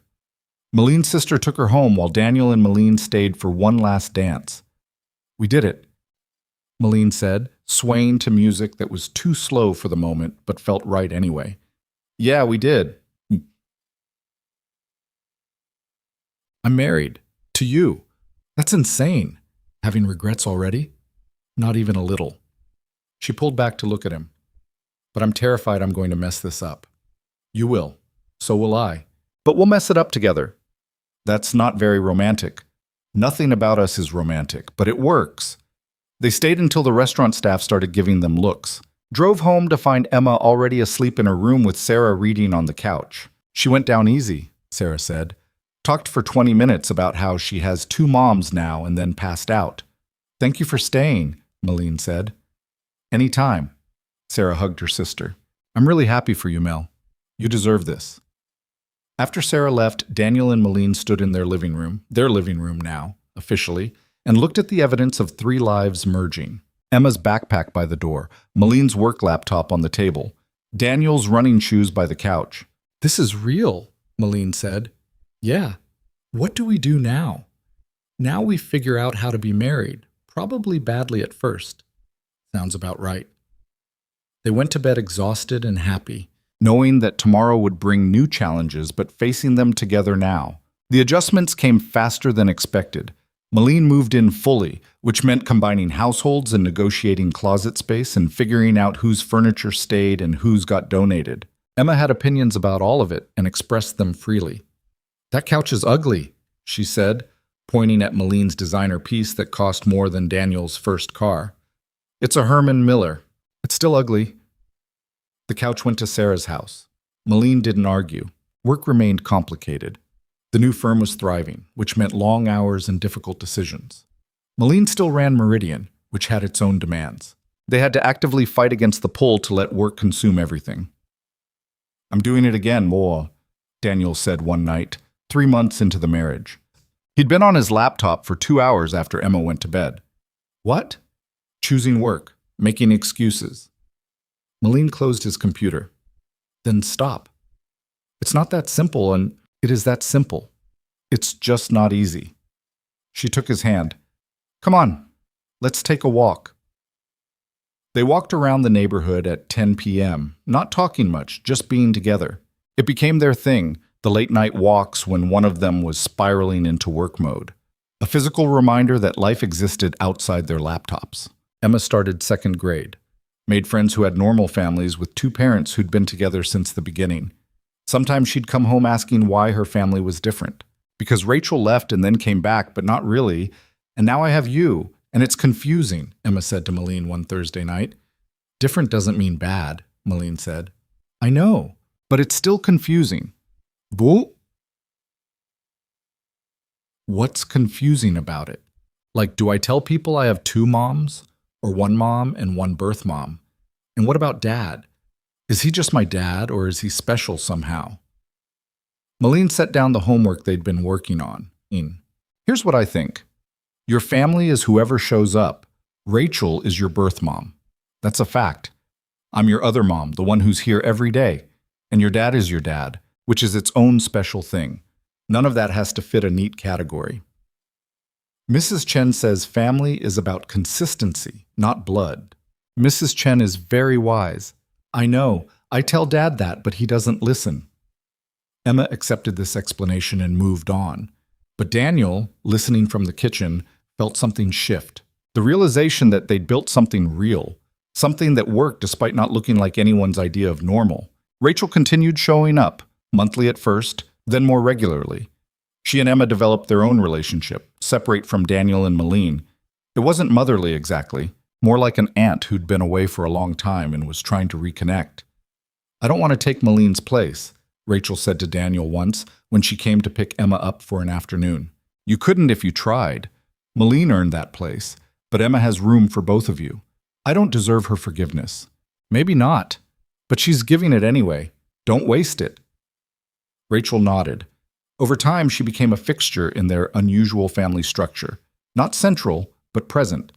She came to Emma's school events, sent birthday presents that Emma actually liked, learned to text Molen when she needed to change plans instead of just not showing up. One afternoon, Rachel and Molen ended up at the same school pickup. They stood awkwardly by their cars until Emma ran over. "Can we all get ice cream?" Emma asked. "I don't know if—" Rachel started. "That sounds good," Molen said. They went to the place by the park. Emma got cookies and cream and proceeded to tell them about her science project with the enthusiasm of someone who'd discovered nuclear fusion. Rachel and Molen made small talk that slowly became real talk. "Thank you," Rachel said finally, "for being what I couldn't be. I'm not trying to replace you, Shet. I know, but you did replace me, in the ways that matter, and I'm grateful for that." Molen didn't know what to say to that, so she just nodded. Emma, oblivious to the weight of the conversation, asked if they could do this more often. They agreed, all of them knowing it would be weird, but deciding to try anyway. Daniel's partnership with Diana thrived. They closed 3 acquisitions in the first year and were fielding inquiries from companies that wanted their help. The work was demanding but rewarding in ways his old job never had been. "You were right about this," he told Molen one night. "About what?" "Taking the risk. Betting on myself. All of it. You would have figured it out without me. Maybe, but it would have taken longer." Molen smiled. "We're good at pushing each other, but sometimes too good." "No such thing." They pushed each other constantly. Molen called Daniel out when he started working through Saturday mornings. Daniel called Molen out when she scheduled meetings during Emma's school play. They fought about it, made up, and kept pushing, because that was the thing about marriage they were both learning. It wasn't about being perfect or never fighting. It was about choosing to stay even when staying was hard, about building something bigger than either person alone. Emma turned 7, then 8.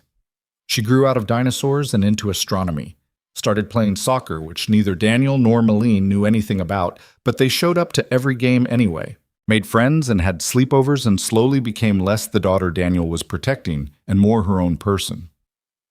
"She doesn't need me as much," Daniel said one night, watching Emma FaceTime with friends in her room.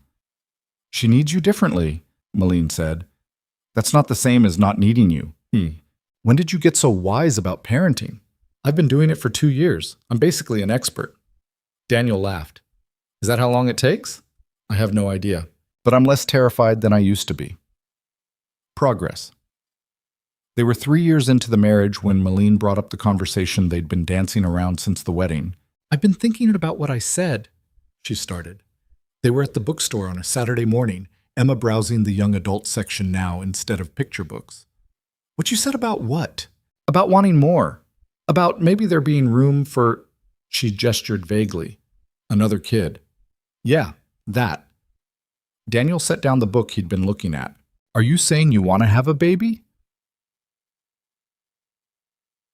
"I'm saying I'm thinking about it, which is terrifying because I'm 33 and I still barely know what I'm doing with Emma, and the timing is terrible with work and—" "Molen, what?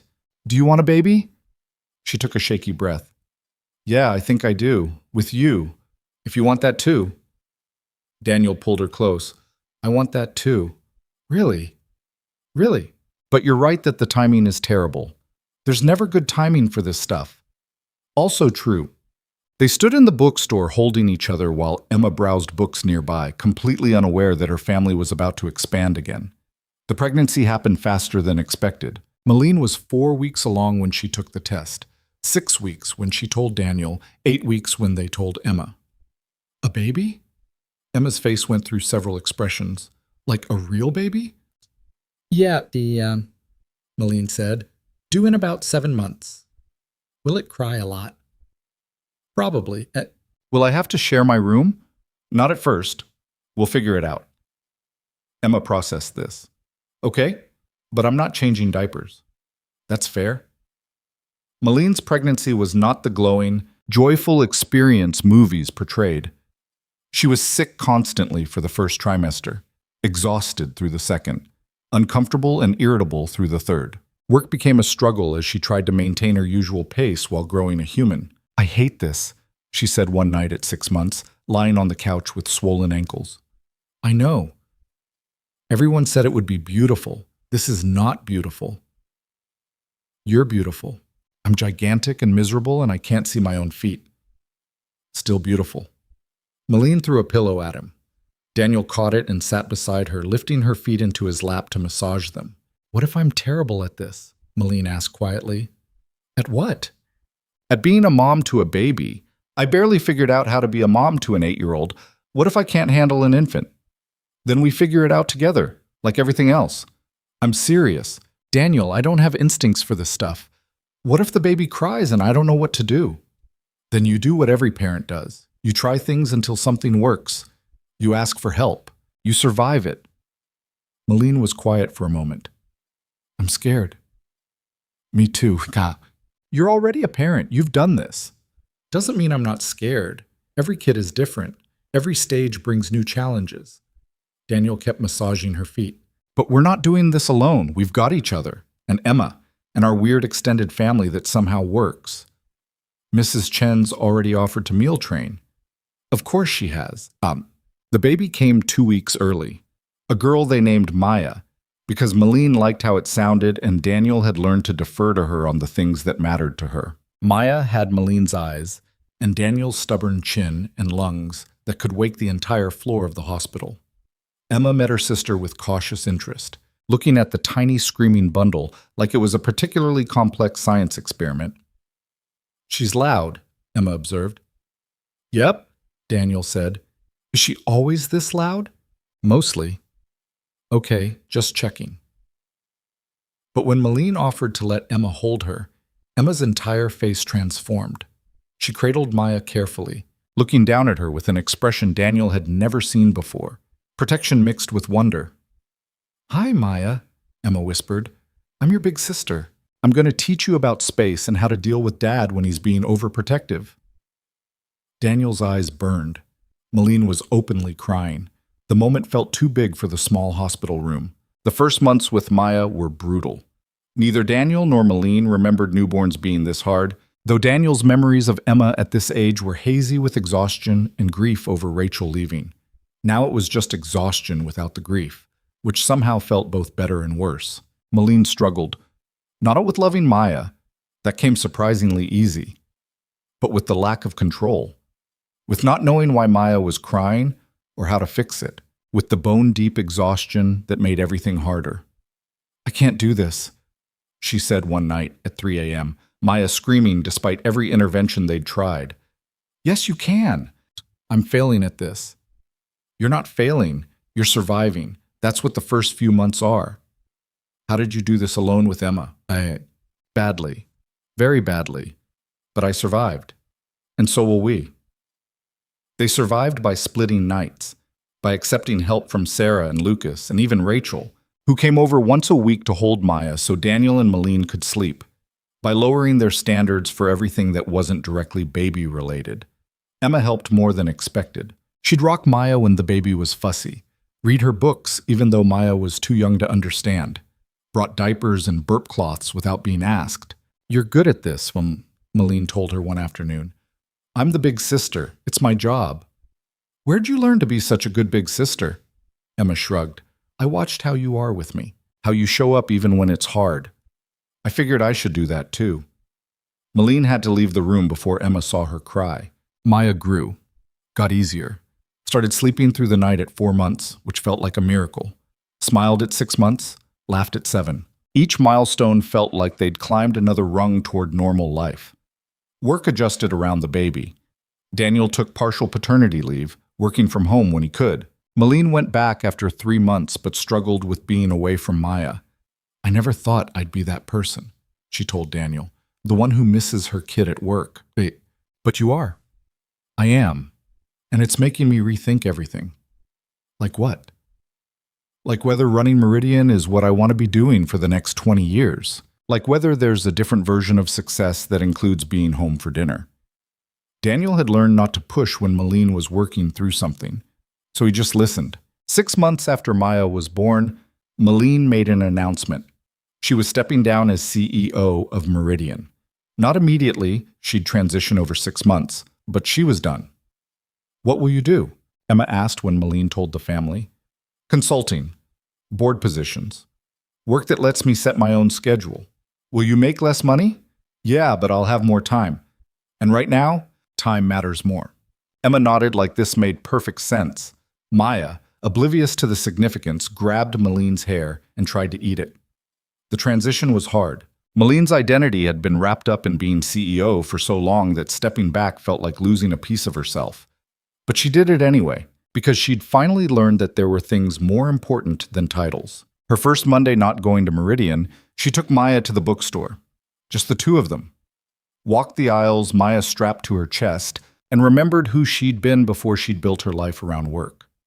She texted Daniel a photo. Maya sleeping against her chest in the fiction aisle. "Full circle," she wrote. "Yeah," Daniel sent back. "It is." Life settled into a new rhythm. Different from before Maya, but good in its own way. Emma was 10 now, old enough to be genuinely helpful. Maya was 2, talking in full sentences and demanding constant attention. Daniel's firm was stable enough that he could be present. Molen's consulting work let her set boundaries. They weren't perfect.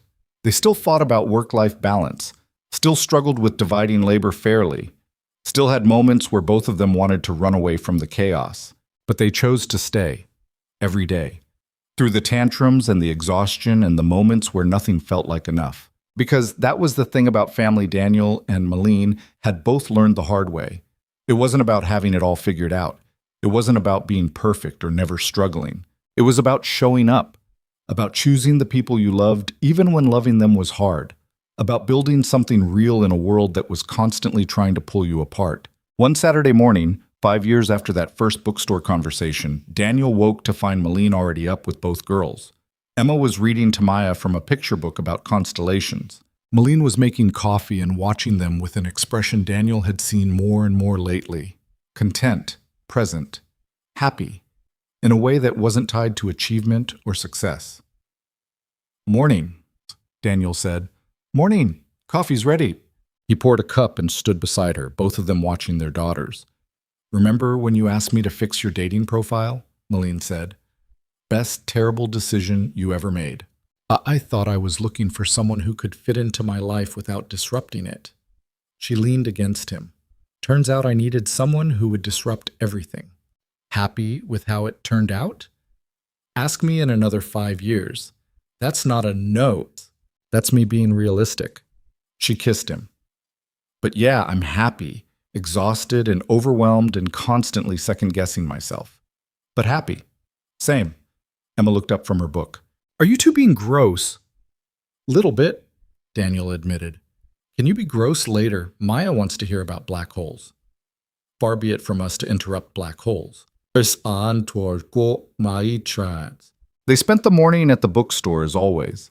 Maya was old enough now to pick her own books, though her choices leaned heavily toward anything with animals. Emma had graduated to thick fantasy novels that took weeks to finish. Molen and Daniel wandered the aisles while the girls explored, finding their way back to the same fiction section where this had all started. "You know what's strange?" Molen said. "What?"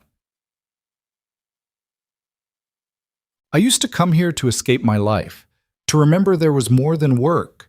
Now I come here to enjoy the life I have. That's called growth. It's called finally figuring out what matters." They stood there surrounded by books, by the quiet hum of other people's Saturday mornings, by the life they'd built from a failed dating profile and the courage to try. Maya came running over. "Mama, look!" She held up a book about butterflies. "That's perfect, baby." Emma followed more slowly, carrying 3 books that would probably take her the rest of the year to finish. Can we get these? Yeah, we can get those. They bought books they didn't need and had breakfast at the diner and spent the afternoon at the park. Normal things, unremarkable things. The kind of Saturday that would blur with all the other Saturdays in memory. But to Daniel, watching Molen push Maya on the swings while Emma climbed the monkey bars, it felt extraordinary. Not because anything special was happening, but because they were all there together. Because they'd chosen this life and kept choosing it even when it was hard. That night, after both girls were in bed, Daniel and Molen sat on their balcony with wine they'd actually drink this time. You know what I've been thinking about? Daniel said. What, that conversation we had early on, about whether we could see a future together. I remember, I was terrified. Me too, but look at us now, we made it. We're making it, Molen corrected. Present tense, still happening. Fair point. She set down her wine and took his hand. I love you. Even when you're stubborn and overprotective and think you can fix everything. I love you too. Even when you're difficult and workaholic and terrible at mini golf. I'm not terrible at mini golf. You're aggressively competitive at mini golf, which is worse. Molen laughed. Then she turned serious. Thank you. For what? For pushing me when I tried to run. For believing I could be more than just my job. For giving me this life. You gave me this life too. Reminded me that taking risks was worth it. That being scared doesn't mean you stop trying. They sat in comfortable silence, the city lights spread below them, their daughter sleeping safely inside. The truth was, neither of them had figured everything out. They still struggled, still fought, still had moments of doubt, but they'd learned something important along the way. Love wasn't about finding someone who completed you or made everything easy. It was about finding someone who challenged you to be better, who showed up even when showing up was hard, who chose you every day, even on the days when choosing you was the most difficult thing they'd do. Daniel had spent 5 years after Emma's mother left building walls. Molen had spent 30 years building a career that kept everyone at arm's length. Both of them had been convinced that protection was the same as safety. But they'd learned that real safety came from vulnerability, from letting people in, even when letting them in was terrifying, from building something real instead of something perfect. Inside, Maya cried out in her sleep. Molen started to get up, but Daniel stopped her. I've got it. He went to Maya's room, picked up his youngest daughter, and rocked her back to sleep. When he returned, Molen was standing at the railing looking out at the city. All good? She asked. All good. Bad dream. She gets those from you. Probably. Molen turned to face him. I'm glad you fixed my dating profile. Me too. Even though it was terrible and probably shouldn't have worked, especially because of that. They went inside, checked on both girls one more time before going to bed themselves. Lay in the dark, talking about nothing important until sleep took them. Outside, the city continued its endless motion. People fell in love and fell apart, made choices they'd regret and choices that would save them, built lives that looked nothing like what they'd planned. But in one apartment, in one small corner of that sprawling city, two people who'd started as strangers and became something more were sleeping peacefully, surrounded by the family they'd built, the life they'd created, the future they were still figuring out one day at a time. It wasn't perfect. It would never be perfect. But it was real and honest and theirs. And in the end, that was more than enough.